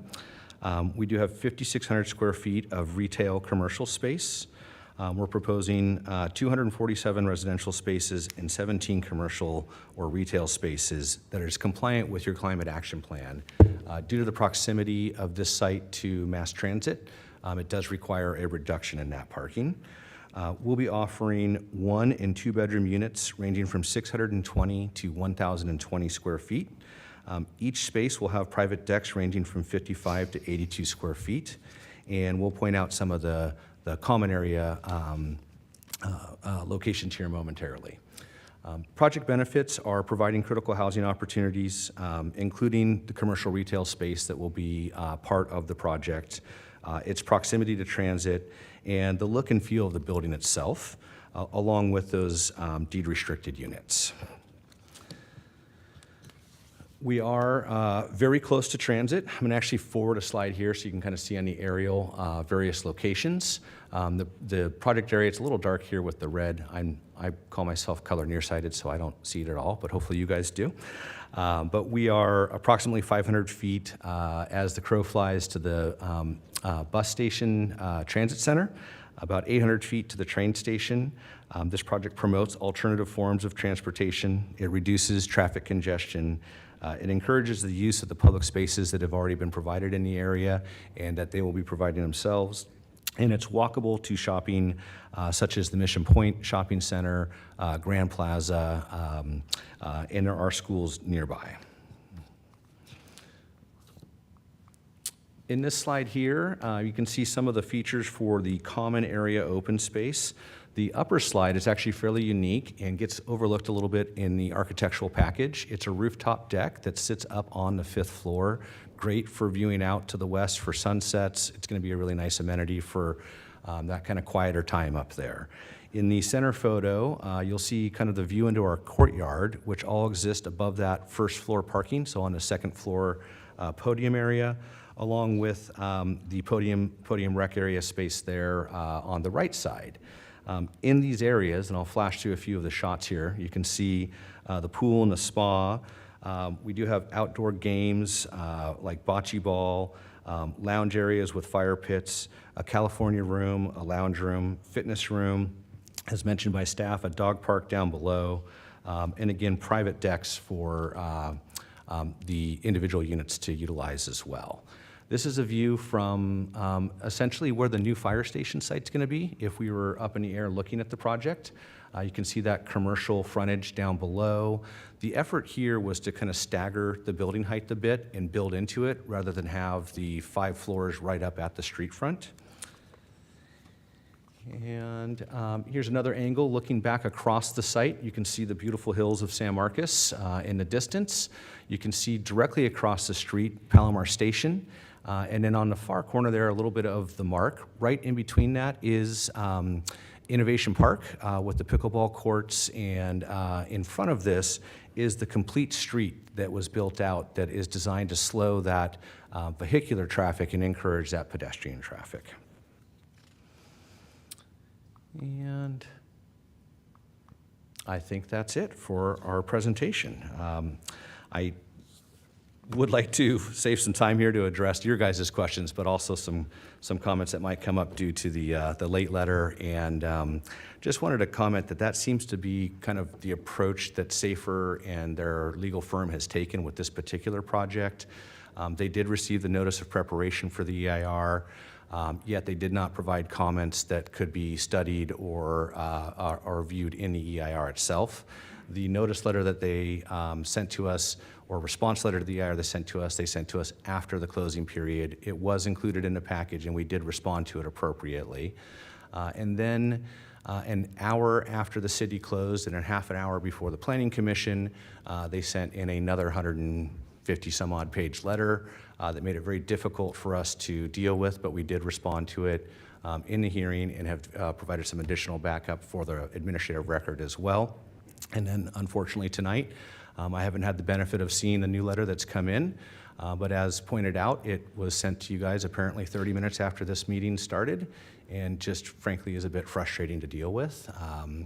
but would be happy to first answer your questions and then address any other comments that might come up as the public speaker makes their comments. Thank you. Any questions? Yes, Councilmember Musgrove. Thank you, Matt. A quick question. So the representative for SAFER mentioned their 156 pages was in a response to your addressing the CDFW and whatnot, that response. When did you complete that response? We completed that response, we completed the first response prior to Planning Commission. So Planning Commission had the benefit of that. We received a new letter at Planning Commission, and then we added some supplemental information into the record earlier today and have worked with staff over the last several weeks. So that last letter addressing those concerns that came up from the review, from Fish and Wildlife, CPUC. Yeah, they had concerns of their own in there, but they did comment on CDFW's letter and felt that our responses were not adequate. And so your responses to that, when was that filed? That was prior to Planning Commission. So it's been how long? At least 6 weeks, maybe 2 months at this point. I could check. We do have our EIR preparer who could give us an exact date of that. No, But what I'm looking at is a time interval, because this 156-page letter, we got a half hour of the commencement of our meeting, is a result of a letter you filed 6 weeks ago. yes. It says right on it that it's in response to the draft EIR and the FEIR, collectively the EIR. It says that it's in response after reviewing those. That's what the letter actually says in the second paragraph. Yeah, and I haven't had the benefit of obviously reading the letter that was just sent to you guys, but I can tell you the first letter, part of the reason why these are so lengthy, as mentioned by the attorney for SAFER, is they do include lengthy CVs for each person that's on there, and they talk a bit about their methodologies and what they've done on the site. And I just wanted to point out that what we do is we select our consultants coming into a project from your city-approved list. Those people have been vetted out by your staff. They submitted their CVs and their project backgrounds and went through an interview process and were ultimately selected to be on that list. After they were selected on that list, we had the opportunity to pick from them. We always think we pick the best. They're here tonight. And then your staff reviews the responses that they provide and the documents that they provide. If you look at your agenda item, there are something like 40 attachments to tonight's agenda item for this project specifically. Those attachments, a variety of them, were reviewed by your staff, reviewed by our team, and then peer reviewed by a consultant from that same approved list. And they all use methodologies that are acceptable in the industry and standards that are acceptable in the industry, either through wildlife applications or air quality in this particular case. And so I'd like you to consider that heavily while you guys are making your guys' decision tonight. We're very familiar with the team that completed the EIR. They've done it for us on a number of occasions. And I see that a lot of the issues that are addressed are static issues. Plant life will be fairly apparent to you. But the two that need to be considered as the project moves forward would be Native American artifacts that could be found during the excavation process. Yeah. And then nesting birds, which will be dependent on what time of year this actually takes place before you do the grading.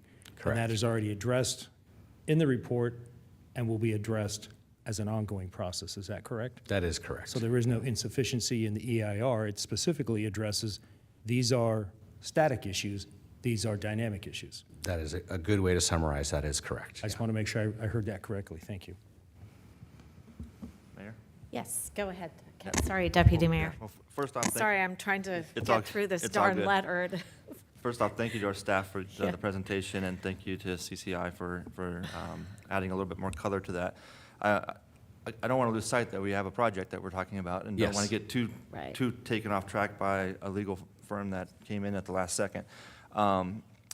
First off, just looking at the architecture and the project itself, it's the very definition of smart growth, right? It's less than 1,000 feet from mass transit, multiple options for mass transit. It's flat, it's walkable. The architecture is somewhat unique. I'm looking at this and I I'm trying to recall, like, if we have anything else like this in San Marcos, and I don't really think we do. Some things similar in North City, but not exactly like this. I think you have a few blending of a couple areas or styles in North City, and even some that's there on the street right now in Armalite. I think the architect pulled from a few different avenues to come up with it, and we think it's really sharp looking. Yeah, I agree, and I really like some of the amenities. The term, resort living. I kind of felt like that to me when you were presenting it to us. And again, that's another, type of project that we don't have a lot of in San Marcos currently. Hopefully, we'll get some more as time goes on. And I just like the overall design.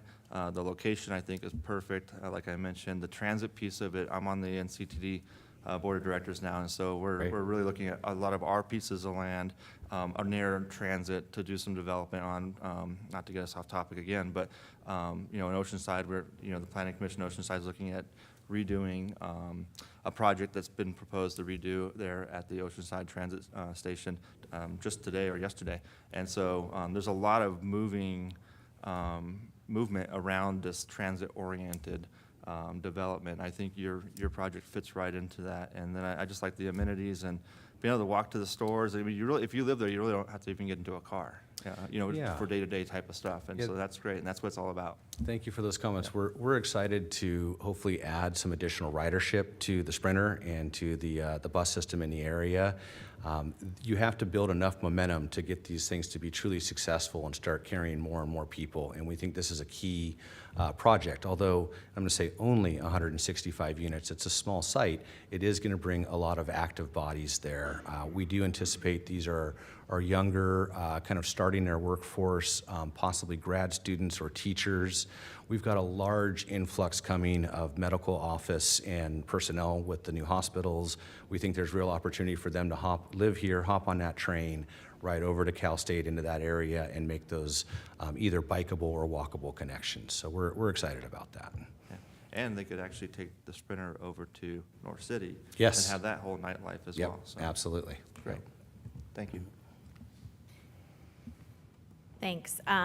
Yeah, I had a lot of the same comments. I actually thought when I first looked at it, I thought that it looked very similar to North City, except it's not quite as tall.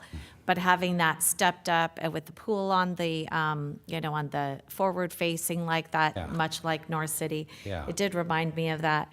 And, I've been on the council long enough to know I approved both Palomar Station and the Mark. That's right. In that area, and knowing that it was a transitional area. And I think, too, I think really focusing on, kind of your workforce, housing need, with that, not necessarily the staff over, but certainly the faculty staff over at Palomar College, but also the university. I mean, let's face it, we personally want people off of the road as much as possible, and we really struggle with that. We've got these great learning education, higher learning, and then yet we have no place for them to live. So I think this does, add to that. And again, that kind of missing middle that we have, you've got the affordable, but I like that it's integrated and you're actually building those units within the perimeter of the actual development. But I really like that very nice amenity of the pool. Utilizing, the beautiful sunset and all of that. It's going to be gorgeous. It's going to be sunny, and I think well utilized. Yeah, I like that you guys thought out of the box on that, because Palomar Station and the Mark, they are older, but I do like that they're a little bit different. So anyway, those are the only comments I had initially. Any other comments? Councilmember LeBlanc? Yes, I have a couple. I echo those thoughts. It's a beautiful project. I love the roof deck. I love the setbacks. I think this is a great addition to the city and to that area especially. But one thing I really appreciate is the thorough EIR. It's just a really nice read, and I can tell that the consultants that were on our list did a great job, a very thorough job, and thank you for using one of those consultants, and thank you for the great work. Yeah, thank you for the comments, and sadly, it sounds like you're like me. You enjoy reading EIRs. There's only a few of us that do that. So I'm new to this, so it's a little interesting to me still. It's exciting, So, yeah. maybe over time that will wear off, but It I probably did, will, but yes, I enjoyed yeah. it. I was the one that used to always have the EIR with the sticky notes all over it. So yes, that was me. So I can definitely empathize with that. Councilmember, did you have any comments? Thank you, Mayor. I won't reiterate what's been said. I also really like the project. I like the location. I like the density. I like the size of the units. I like the fact that it is really close to transit, close to Palomar College, and really within, it sounds like it's sprinter's distance, right, to Cal State San Marcos and our health institution. So I really like it. I am, though, interested in hearing from Safer's Council to address the letter. I'll have some questions about it. Great. And we'll be available to answer questions and have our consultants here as well if necessary. So thank you for your comments. Thank you. Yeah. Okay. Great, All right. thank you. Thank you. And then we will have Mitchell Thielemann, which it is, I did look at the letter. I did open it up, and you did prepare that. So it looks like it's 20 pages with all the exhibits and attachments, which were in the original one as well. So anyway, just wanted to allow you the time, definitely, to speak up to this. And I do apologize for the length and the tardiness of it. I think the main updates that are worth noting are, and I just wanted to clarify something. It seemed like, and again, I don't blame applicant because he hasn't had a chance to review it either, but I think I just want to clarify that the main updates to our previous comment letter are in response to the attachment J, which was the applicant's responses to our May 19th comment, not the CDFW comment that's been available for about 6 to 8 weeks or so. And that was from the 19th, I think, of June. But anyway, our main comments are just responding to those comments and trying to distinguish some of the response comments. For instance, response comment 1-5 from attachment J.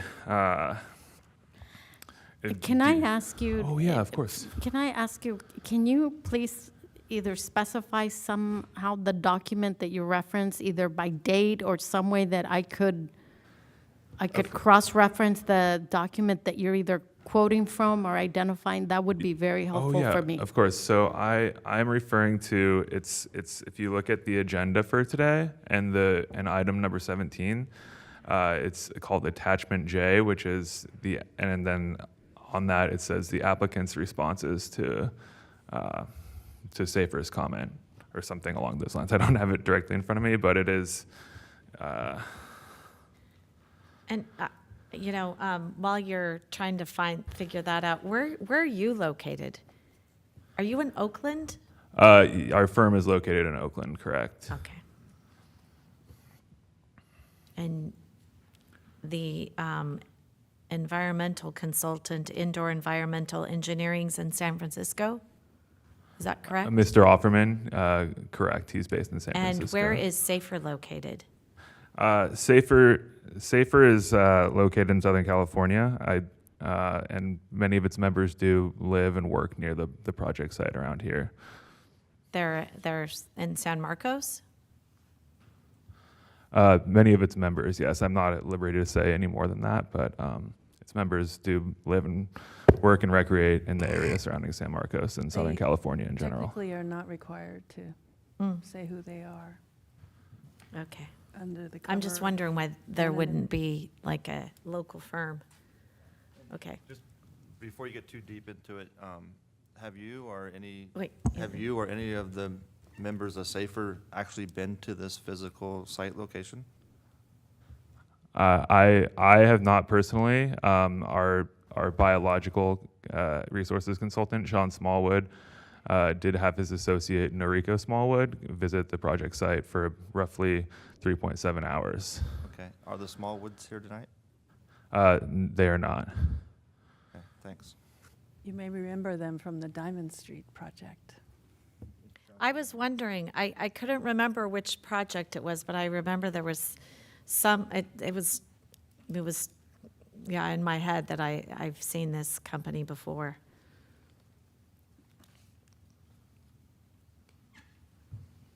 May I proceed? Thank you.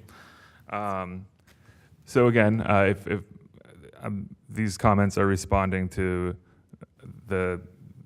those set forth in attachment J to the current agenda, and just going to run through a few of them. But for instance, response comment 1-5 responds essentially to our entire argument regarding indoor air quality and formaldehyde, and the applicant's argument there, or response, I should say, fails to account for Mr. Offerman's calculations that the project will result in formaldehyde exposure with cancer rates of up to 120 per million, which is 12 times the CEQA threshold for a significant impact. Furthermore, the response comment doesn't provide a meaningful discussion of the potential impacts to human health from formaldehyde exposure.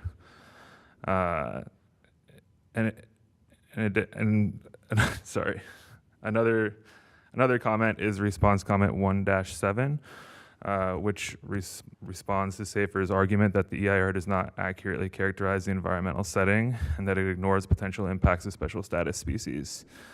The applicant argues that Dr. Smallwood's modeling errs because it relies on 26 vertebrate species that were observed on or near the project site.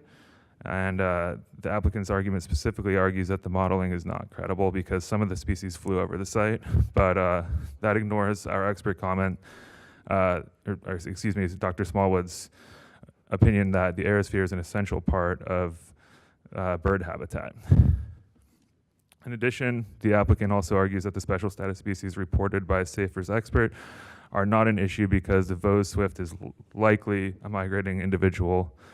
In addition, some of the other special status species observed on the site are similarly analyzed in a likely status without basis. And if I may just conclude, Safer's intention is not to kill the Thank you for your time.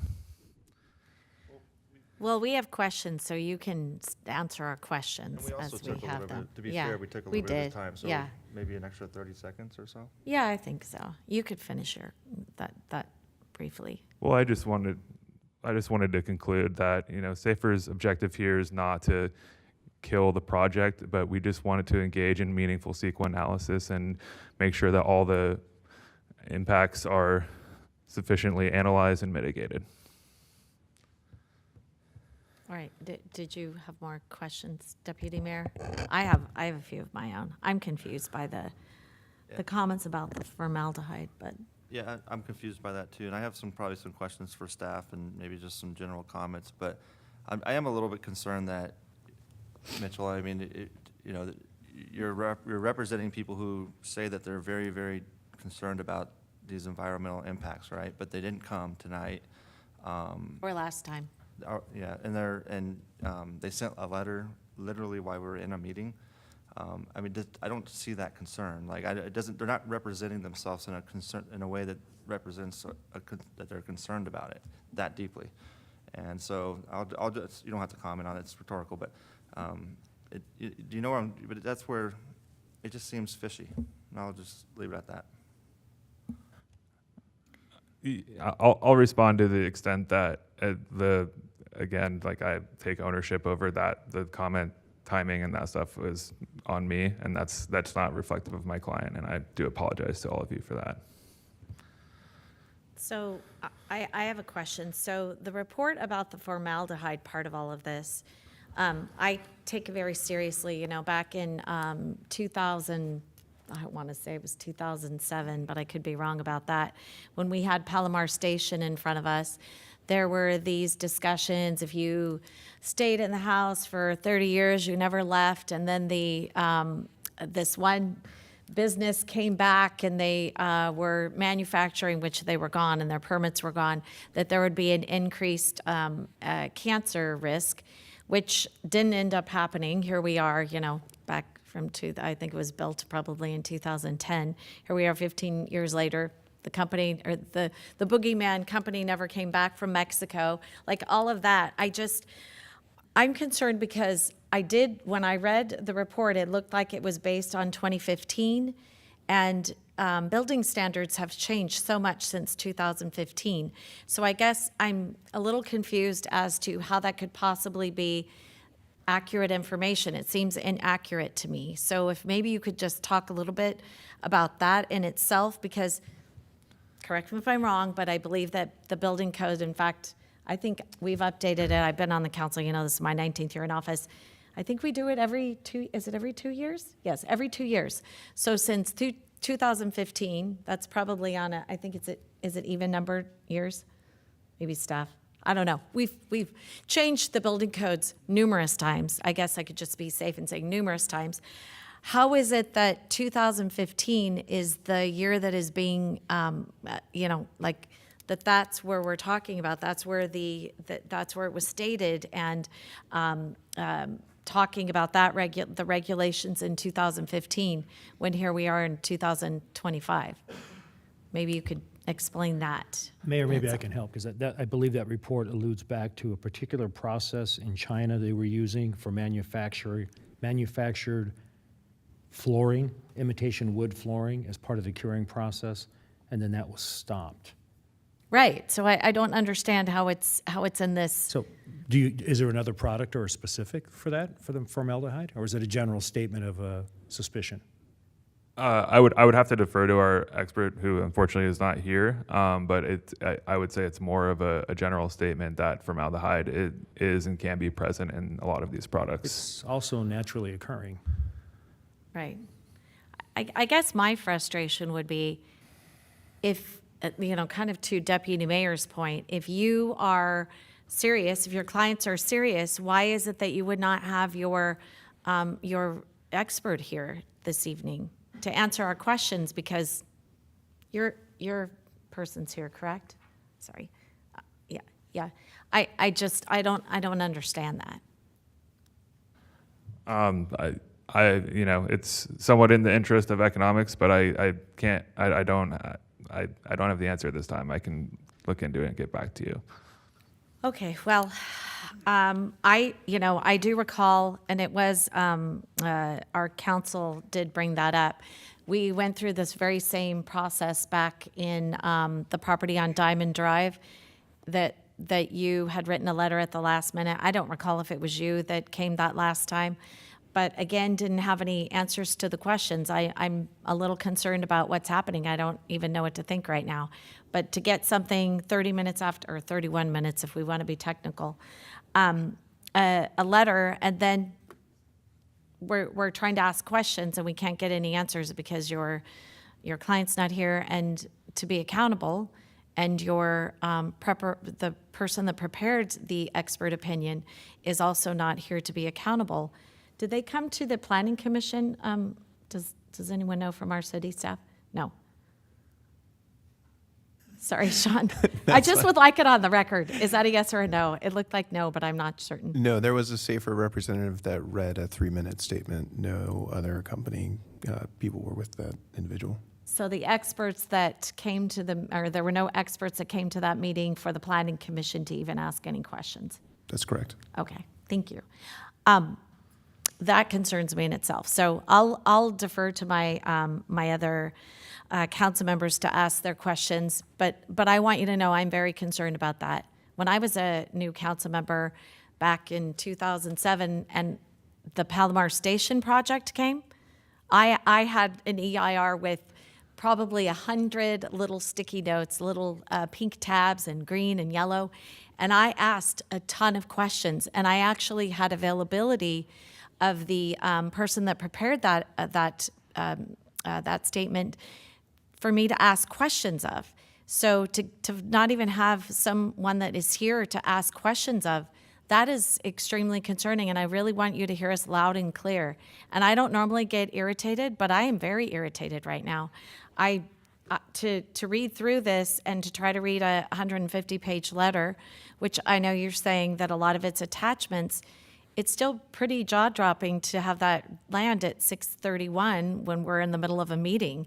And we've actually been in closed session since 3 o'clock, or meetings since 3 o'clock. So I guess I just want you to understand our frustration, and it's probably not directed at you as a person, but your client has set you up for failure and put you in a very difficult position. And so now I think we're all going to try to, obviously treat you with respect because you deserve that. But it is a very frustrating situation for us. And I hope you can take that back to your clients. Noted, and I will. Thank you. May I also, I just want to clarify. Go ahead, for my Deputy own- Mayor. This is more for staff. We got letters from Dr. Sean Smallwood, Noriko Smallwood, Francis Offerman, the indoor environmental engineering firm out of San Francisco. Are they on San Marcos's qualified CEQA list? Any of them? They're not, no. Have they ever applied? Do we know? Not that I'm aware. Okay. Do we happen to know if they were also on the property on Diamond Drive? Or you might not know that. I just thought I'd ask. Dr. Smallwood was, that's for sure. I Okay. can remember it. Yeah, Dr. Smallwood was one of the commenters on the Diamond Street. Yes. Okay. And just a comment, the letters that we got compared to the actual EIR, they don't even compare. There's a formal report that's very professional, and it's documented, time-stamped and all that. And then the letters are from all different years. The photos aren't time-stamped. It's not even clear if it's the exact same site, or if they're just generic photos of an open field. Just a lot of things that it would have been nice. And you said that part of it, the reason why they're not here is economics, but they funded a legal firm to come here on their behalf. So it sounds like they had some economic resources that maybe they could have come themselves. They are the subject matter experts, they say. But again, I don't want to pile on. I feel bad for you, I feel actually. bad for you. And so, Yeah. but you don't even answer. I have a quick question for staff, Mayor. Mayor? Oh, I'm so sorry. And Sorry. Sean and Joe, I'm sorry if I put you on the spot here, but the rebuttal, did you have a chance to look over it all? Because I know that in the summation, it refutes the findings of the qualified report on the EIR relative to CEQA. So in the rebuttal letter, the summation was that we refute these findings. Okay, fantastic. But were there facts, material facts, specifically stating why the EIR was faulty, other than we disagree with it? Either at planning or subsequent to that. We'll go back as far as the Planning Commission. Yeah, so if you're asking, did we review the applicant responses to the letters? Is that what you're? Well, so actually not the applicant, it would be.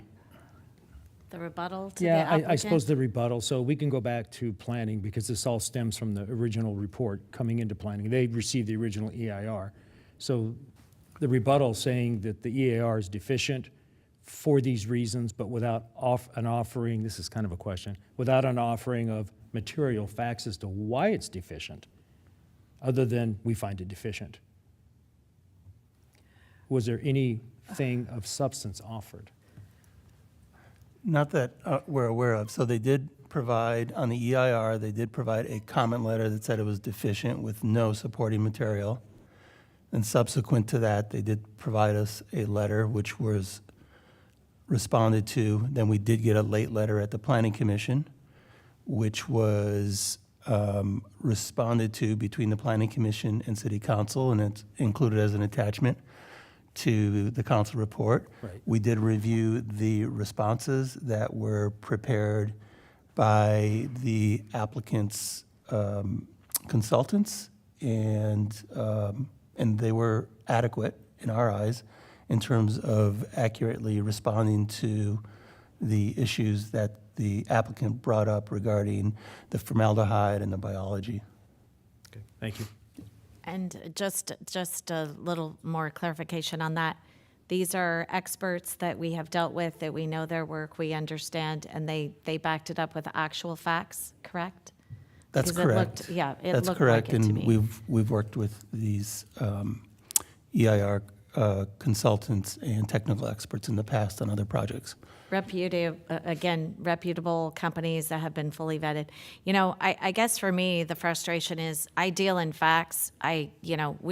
We only make our decision based on information that is given to us, and we have to rely on experts to actually give us the information and the data that proves up their summary that it actually is true. And I feel very confident that I can ask any question that I have, though after reading everything, I feel that not the letter tonight, I will admit, I have not read that. I've browsed through the first 20 pages, though. I just find it very frustrating. Like, we can only make judgments based on the information that is provided to us, and so your clients have sent you with data that is not backed up with information that we can actually say, okay, that makes sense, and it's already been refuted by experts that we know that we have dealt with in the past that are on our list that's approved, that we've used for years, and we know for sure that their information is good. And, kind of back to, I think it was Councilmember Sanella, having a picture of a field and you can't even tell where that field actually is, that in itself is also frustrating. So it doesn't seem factual to me. I maybe I'm out of line speaking to that, but there are contradictions in the letter that I read from the indoor environmental engineering. I felt like a lot of the comments actually conflicted with one another, and I think, when I read it and then I'm thinking about all the changes in the actual law that have happened since 2015, I think it's been safer. And then kind of back to what Councilmember Musgrove had said, I have to tell you, I'm very, very disappointed. And I'm disappointed for you that you have been put here and sent in tonight. And, you've got this, I call it an 11th hour hit when you receive a letter when you're sitting here on the dais. I actually can say, I don't think one has ever come in while I've been sitting here 30 minutes into a meeting or 31 minutes into a meeting. I don't think that's happened in 19 years. I can't recall it ever happening. Can anyone else? I think they did it on North City too. Did they? Frankly, so I don't recall. I don't think they've done recall it that. before. Yeah. Well, okay, so that was 2009, so that's been 16 years ago. Well, anyway, I guess, I don't know. Yes. I do have a procedural question for Helen, because I also received the letter that we've been talking about. I have not read it. Procedurally, is that something that comes into as part of this record? I'm not sure what. They have requested that it be in the record. Generally, I mean, it seems a little fatuous to ask us to put it in the record when it was received after the meeting had started. But it doesn't really add much, I don't think. There's a whole lot of disagrees that with the characterization. There's an insufficient response to our prior comments. To the extent that the council has any questions about the evaluation as to formaldehyde, the applicant may be able to, because they have their consultants actually physically here, maybe would be able to address it. And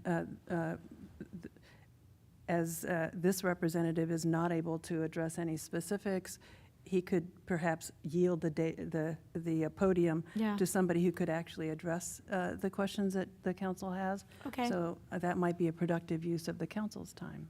Okay, thank you. All right, I don't think we have any more questions for you. Thank you. Thank you for your time. Do we have questions about the formaldehyde?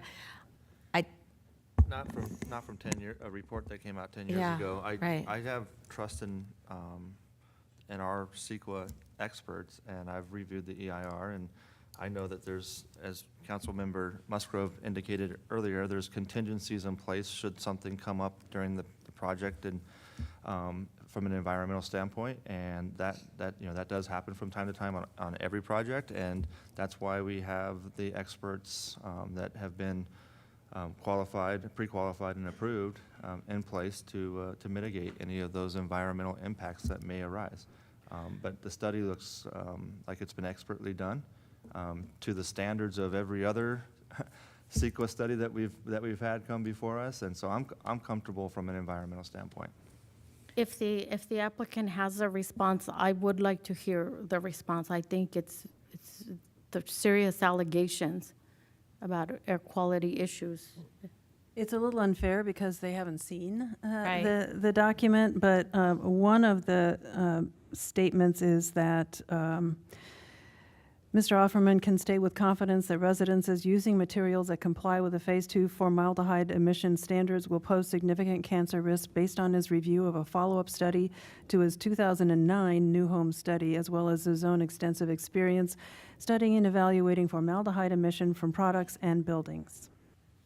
So basically, is there anything new that would, cause the CEQA informational document that the council has already reviewed to be deficient or need additional information? That's. Sorry to do this to you. I'm sure you're as frustrated as we are. I am, and we are collectively, but I'm happy to I'm going to actually have Jeremy Loudon from LDN come up and address this. He helped us form our response to comments and our latest responses, and I think can adequately answer any questions. I just wanted to point out for you guys, as we talked about some past projects, I personally have dealt with SAFER on 3 projects in San Marcos, the Melrose and Diamond site, the Hughes Industrial Site. Oh, yeah. Yes, and yes. this site. And I knew it unfortunately, they seemed- do produce photos where you cannot tell where that photo is. In this particular instance, the person was there on site for a little over 3 hours, and in every shot, the sky is a different color. You cannot see, all you see is the bird itself. You can't see where it's at, if it is there on our site or not.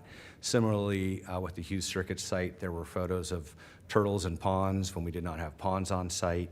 And with the Melrose site, we had photos of birds on chain link fence when there's not a chain link fence on that property. So we're highly suspect of all of that information that comes in from this particular group. But just wanted to mention that for your earlier points. And Thank if you. could, I do recall that now. Yeah. Thank you. And this is Jeremy Loudon. Sorry, Jeremy. Good evening, Mayor, Deputy Mayor, council members.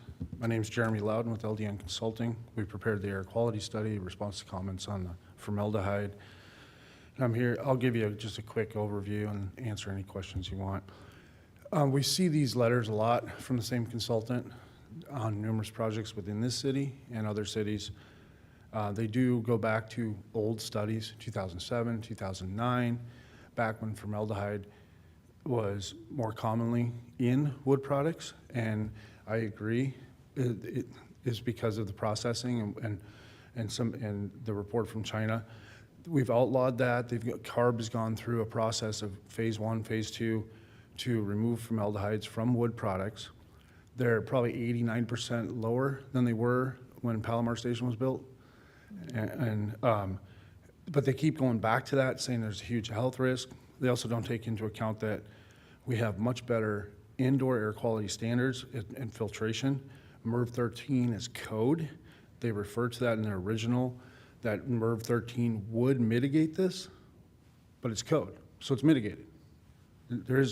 I think we're done right there. This second letter that they just dropped on us, I did not get a chance to read it. I'm scrolling through as fast as I can. It is basically a summary of the first. There's no new information, except for they pointed to a different study from 2007 and 2019, and Helen had touched on some of it, but it doesn't change any of the findings. So that's an overview. Okay. All right. Thank you. And does anyone have any questions? No. All right. Thank you so much. You're welcome. All right. Do we have any other questions of the applicant or the appellant? No? No? Is this a public hearing still? It is. I've So moved to close the public hearing. That's what I was looking for. I'll got second that. Okay, we have a motion and a second. All in favor? Aye. Aye. Any noes? Seeing none?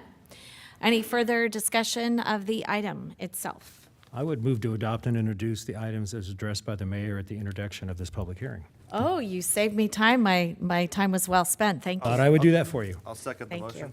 All right, we have a motion and a second. All in favor? Aye. Aye. Any noes? Seeing none, motion passes unanimously. Okay, thank you. Thank you for being here to answer our questions. Appreciate it. Okay, moving on. Any further? No more oral communications. Reports. Sandag. Councilmember Musgrove, you attended last time. And I did not bring my notes with me, Mayor. Oh, that's Apologies. okay. I'll defer to the deputy mayor who offered to bring them up the following meeting. No, I did that.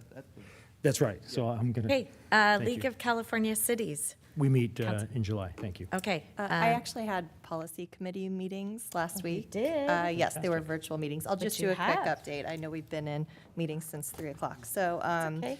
I am on the Housing, Community, and Economic Development Policy Committee and also the Community Services Policy Committee, and we had our virtual meeting last week. We didn't have any action items in either committee, but we did have some interesting conversations. And in the housing policy meeting, we had a fire chief from Murrieta come in, Bernard Malloy, and he was talking about fire insurance and what you need to know about current regulations in the state with regard to wildfire risk. And one of the big things he was talking about was the new Zone 0 requirements, which are the 5 feet around your house. And he was talking about how that will be adopted by the end of this year, and that's going to be quite a big deal for the state. And I believe existing homes will have 3 years to comply, but new construction will have to comply immediately. And this is going to apply to things like fences, plants, the types of things you can have around your home. And again, these are insurance regulations when you live in a high fire severity zone. So that's something to watch out for. And then we also had an interesting discussion about housing innovations and public-private partnerships. So there was a speaker from Hope Solutions, and they are actually doing cottage communities throughout the state on faith-owned land. So there were a couple that they talked about. There's a village at Grace Presbyterian in Walnut Creek where they have a strong public-private partnership where they had quick construction. It's a cottage community helping people really in need. And another one is in Pittsburgh, and they are using that for transition age use. So that was just a really interesting conversation about something people are doing to help with some housing issues. Is it by right? Do you know? Sorry. I always ask. I do not know if it's by right. I don't think it is. Is this owned by the church? That's what she was Yeah, they have that exemption now, that they can bypass all local ordinances as long as they're building on their own property. This was something a little bit different because it's bypassing a lot of the planning laws as well, and they're doing a public-private partnership with the church, but it's really small little cottage communities. Yeah, as long as So it's they on can- church on that property. one too. Okay. You're right, Mayor, it's by right because they can bypass all zoning, no approvals from the local jurisdiction. Okay, so It's the yeah. same thing for universities, can do the same thing. Yeah. So that was just interesting to hear about these communities that they're building. And then in community services, we were just talking a little bit about disaster preparedness, and this was something that I felt really good about. In San Marcos, we already talk a lot about the Genesis app, the Watch Duty app, and then we have our Fire Safe Council in San Alejo Hills. So these were a lot of things that they were talking about that cities can do, and I was thinking, wow, we've already done a lot of these things and we promote them a lot. So I felt really good about our emergency preparedness and wildfire preparedness in San Marcos. That was exciting. Might be one of the reasons we are a Class 1 agency, Exactly. which helps with your insurance premiums.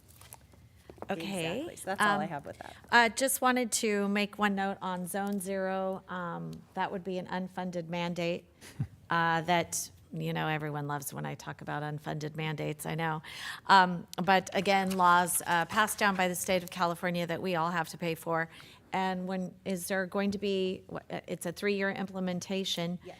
I know I can't afford to go and replace my entire fence that's all around my house. I'm just wondering that, of course, a lot of people have fencing for security reasons. Would that mean that within 3 years, then what happens?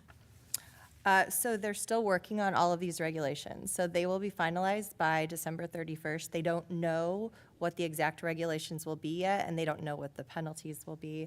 This was just something that they were talking about being really aware of, staying up to date on if you're in a high fire severity zone, because these are going to be game changers for communities, and they are going to be very strict on this, and you will need to comply. And the biggest thing is new construction. It will be immediate, but again, they don't know the exact details yet, but by December 31st of this year, we will know everything. He was just talking sort of in generalities right now. So the tract houses that have wood fencing right up to them, they're going to have to now use metal, which that's going to be obviously something passed on to the consumer. So we're just, again, making housing more unattainable for our kids. Well, me, because I have a 25-year-old and a 29-year-old.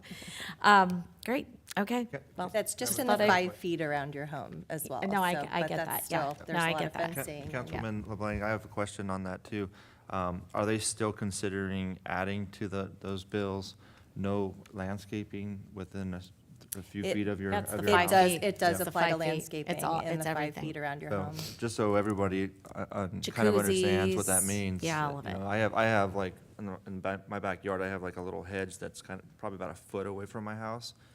We'll have to remove that if this passes. And so you won't be able to have any sort of landscaping that's within 5 feet of your house. And so it's going to require a lot of redoing of backyards, changing to hardscape and other options like that.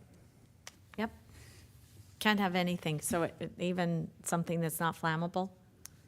I don't know about. Sorry. I don't know Okay. about that Just one. thought I'd Yeah. ask. Okay. And again, they haven't finalized it Yeah. yet. So this Okay. is in the works. So, New Year's Eve, you're going to have a fun surprise.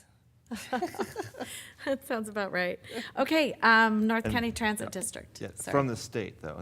Yeah, not this is from us. Yes, mandated not by from us. us. Just to be No. clear, this is League of California Yes. Cities, so these are state State laws, regulations, but they will apply to us because we have to follow state law in their infinite wisdom. Oh, I love that, in their infinite wisdom. Okay, Deputy Mayor, North NCTV? County Yeah, Transit? we meet tomorrow, 2 o'clock, downtown Oceanside. And I'm 99% sure that I did give an update about a month ago on the sole sourcing audit that we had at Sandag. If I did not, I can talk about it a little bit. I but- thought you did, Okay, I but did then too, you but said. no, Yeah, no. and so Mayor, Yes. the Sandag meeting was fairly brief. Exec went long, Sandag meeting was maybe an hour and a half, and there were so many new members now on the board that staff brought up the issue of the 125 and the conversion to toll. And because of the time I spent on planning, transportation, and audit, I brought up the fact that when this was addressed a couple of years ago, because one of the things they're considering is taking away the toll, partial toll, timing, when you pay, how much you pay, or giving it back to Caltrans. I reminded them that when this was brought up 2 years ago, the Caltrans representative said this was designed as a toll road, not as a highway. That's right. The way it is designed would require significant changes to the on and off ramps, which there are few, and they are designed to allow for a transition to go to a toll booth, not to go down to an intersecting roadway. And And it wasn't part of the original Transnet it was not. promised projects. There's seismic reports that have to be completed, spalling perhaps with the concrete because it's been a lot of years. Yep. And after I made my comments, the CEO came over and whispered in my ear and said he would like to have a private meeting to go over greater details about it later. I was sitting next to the representative from Chula Vista who was advocating for free roads. Yeah. And I asked, well, do we have the study yet, which I asked for a couple of years ago. Right. Who actually uses the toll road? Do they come from El Cajon to the city of San Diego at 9:05 and they're not really Chula Vista residents. And he says he has that data. So when I do get that, if I get it or you get it, then maybe we can report back on that. Who's actually spending money on that road? Well, and again, to your point, it was originally built as a toll road, and then Sandag decided to purchase that as a toll road. And yet here we are in North County without our HOV lanes that we were promised during Transnet on the 78 and our on and off ramps, still don't have them. And at the 78 and the 5, we still have a stoplight and no actual direct drive. That came up. The draft EIR is Sure. out for the Yes. for the toll road. Only the express lane. connectors. The connectors. The flyover. I think it's only the right. connectors at the 15 and the 78. It was Twin Oaks. Now it's up to Barham. But Yeah. I asked the question: Are they going to entertain that when we're still have a plan in place for Caltrans to redesign the Barham interchange? So that's probably going to get pushed down to the 2030s. Be my guess. Yes, and then here we are, the 125 wants their toll that we purchased as a toll road to have the toll go away. It's kind of interesting. At your next board meeting, I think we're going to be discussing the contracts that were let for Deloitte. Yes. And how that has cost us a lot of money. Yep. And an unwillingness to withdraw from those, and we still have no product, no working product for the toll roads. Well, it's kind of like our $40 million that we spent on the central mobility hub without any location on contracts that were with no work product also. Things are still as unsettled as they have been. Okay, well, I'm sorry that nothing changed overnight. Okay, moving on to North County Dispatch Joint Powers Authority, Councilmember LeBlanc. We meet in August. Okay, Clean Energy Alliance, Councilmember Nunez. Thank you, Mayor. We're meeting this Thursday at 2:00. And then there was a business visit, which was Mission Grappling Club, Councilmember Musgrove. Yes? Yes. Why are you laughing? I seem to get scheduled for all the ones that involve Taylor, but I passed on that one. You are a bit overdressed. Well, look at them. I was think they coming would. from I one think they meeting might going to have. another. You might have had a problem. Just saying. Flexibility would have been an issue. So Adam is on the left and Taylor's on the right. Adam has had this vision for a lot of years to put together a facility. This is over in the Stater Brothers Center. And Oh, okay. It's actually 3 separate commercial units that they were able to merge into one large room. It's fantastic. An elevated mat, 8-10 inches off the main floor, very well identified, padded. You could almost run 3 different classes at the same time there. They have 3 bathrooms because they took 3 suites. So one is a general use bathroom with a shower. One is for handicap, so there's a different kind of shower setup, and the other one is just a general purpose. But what was originally identified as bathrooms, they've turned into like washrooms and whatnot. Yeah. It's very well laid out, very well designed. What used to be in those 3 suites? Oh, sorry, I didn't. Yeah. Tough questions. I was just curious. Is it, if you're facing Stater Brothers, is it to the right or to the left? To the left. Okay. So it's by Jim Hernandez's wife. Remember Yeah. It's so 2 doors down. So there's a place where you go there next door to get water, which I thought was really weird. People were coming They fill their water, yeah. right next door. These Yep. 5-gallon Okay. jugs back and forth. Yeah, Seemed a little okay. weird. I know where you're talking. Okay. All right. Real nice people. It was a vision for Adam for a lot of years. And Taylor, he knew Taylor by, Is that them as kids? so they have different classes for kids and then Okay. they work their way up. And there are All some right. adults. Okay. And they said that they, across the other side of Mission, in the little industrial area, on the other side of the tracks, people will come over from that area on their lunch break and get a workout in because they have showers, so they Yeah. can come in there Yeah. and get their workout in. They have classes all day long. Taylor is a IT specialist, Tess, would you call him that? That's his stock in trade, but he saw a good venture coming up, and Adam said, come on, let's do this together. So Cool. I think today or tomorrow was his first class to teach for Taylor. So Adam teaches, and the wrestling coach from Mission Hills was there teaching It was a group of 4 young girls, I would say probably 12, 13-ish. I'm going through some routines, and as we were getting ready to leave, a whole group of kids were coming in for their class. Nice. The sessions start at 4 o'clock, so we were 4:30. We were just getting ready to leave. Really neat, definitely worth it. They have a program in place of very reasonable rates, and the longer you maintain your membership, you incrementally have your monthly payments reduced. And a lot of these facilities, they do jujitsu primarily. Right. So as you attain a higher level of belt, you have to pay. You pay a little extra because now you're moving up. They don't do that. Oh. In fact, stay with them and they will drop the price incrementally 5% every month. But Every month? Every month.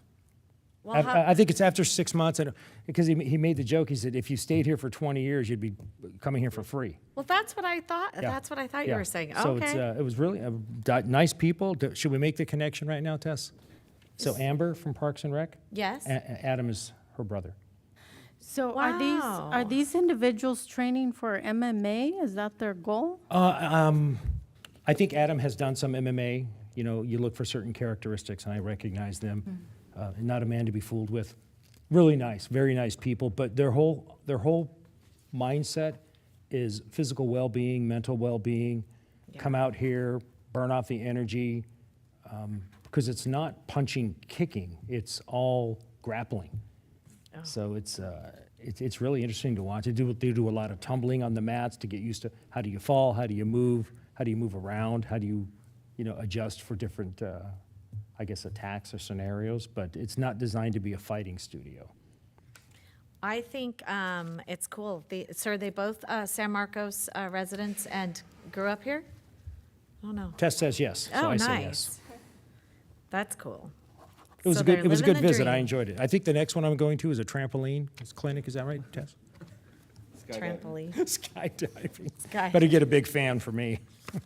All right. Any council commentary? I just want to make a Yes. super quick clarification. I was just checking back on my notes about the faith-based cottage housing, and just to refresh my recollection, they're actually counting them as ADUs, so they can streamline the process and get them built really quickly.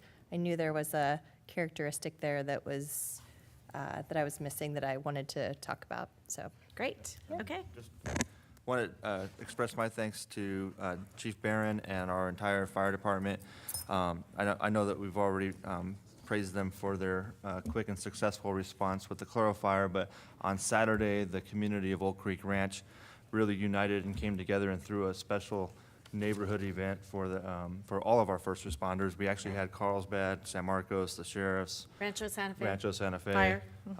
We had the whole, all hands on deck come to the festivities in the neighborhood, and hundreds of the neighbors participated, and it was really special for me to see. And Drive there, yeah. I've heard good feedback from our firefighter team that they really appreciate it too. So We that was really actually nice. had quorum there, but did not Yeah. discuss agendized items. That's true. And a lot of our council members were there as well, and our mayor. Yeah. Yeah, it was a fun event.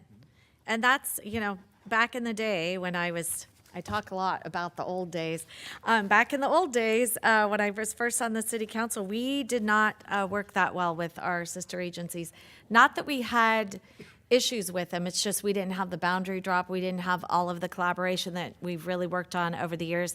And I just want to say thank you to our fire department and our chief and our battalion chiefs, and they really made an effort to lead in that and work together.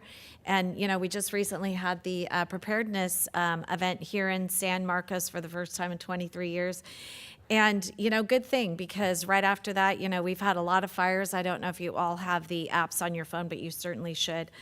Genesis, and then also Watch Duty.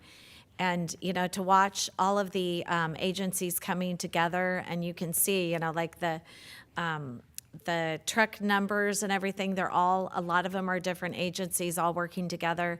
We oftentimes have strike team right here in North County at our fire training facility. It's very different than it used to be. So, of course, we don't want them to happen. Of course, we know that we live in a high wildfire area, and we will have issues, but I feel like we are really as prepared as we could possibly be, if that makes sense. All right, with that, this meeting is adjourned.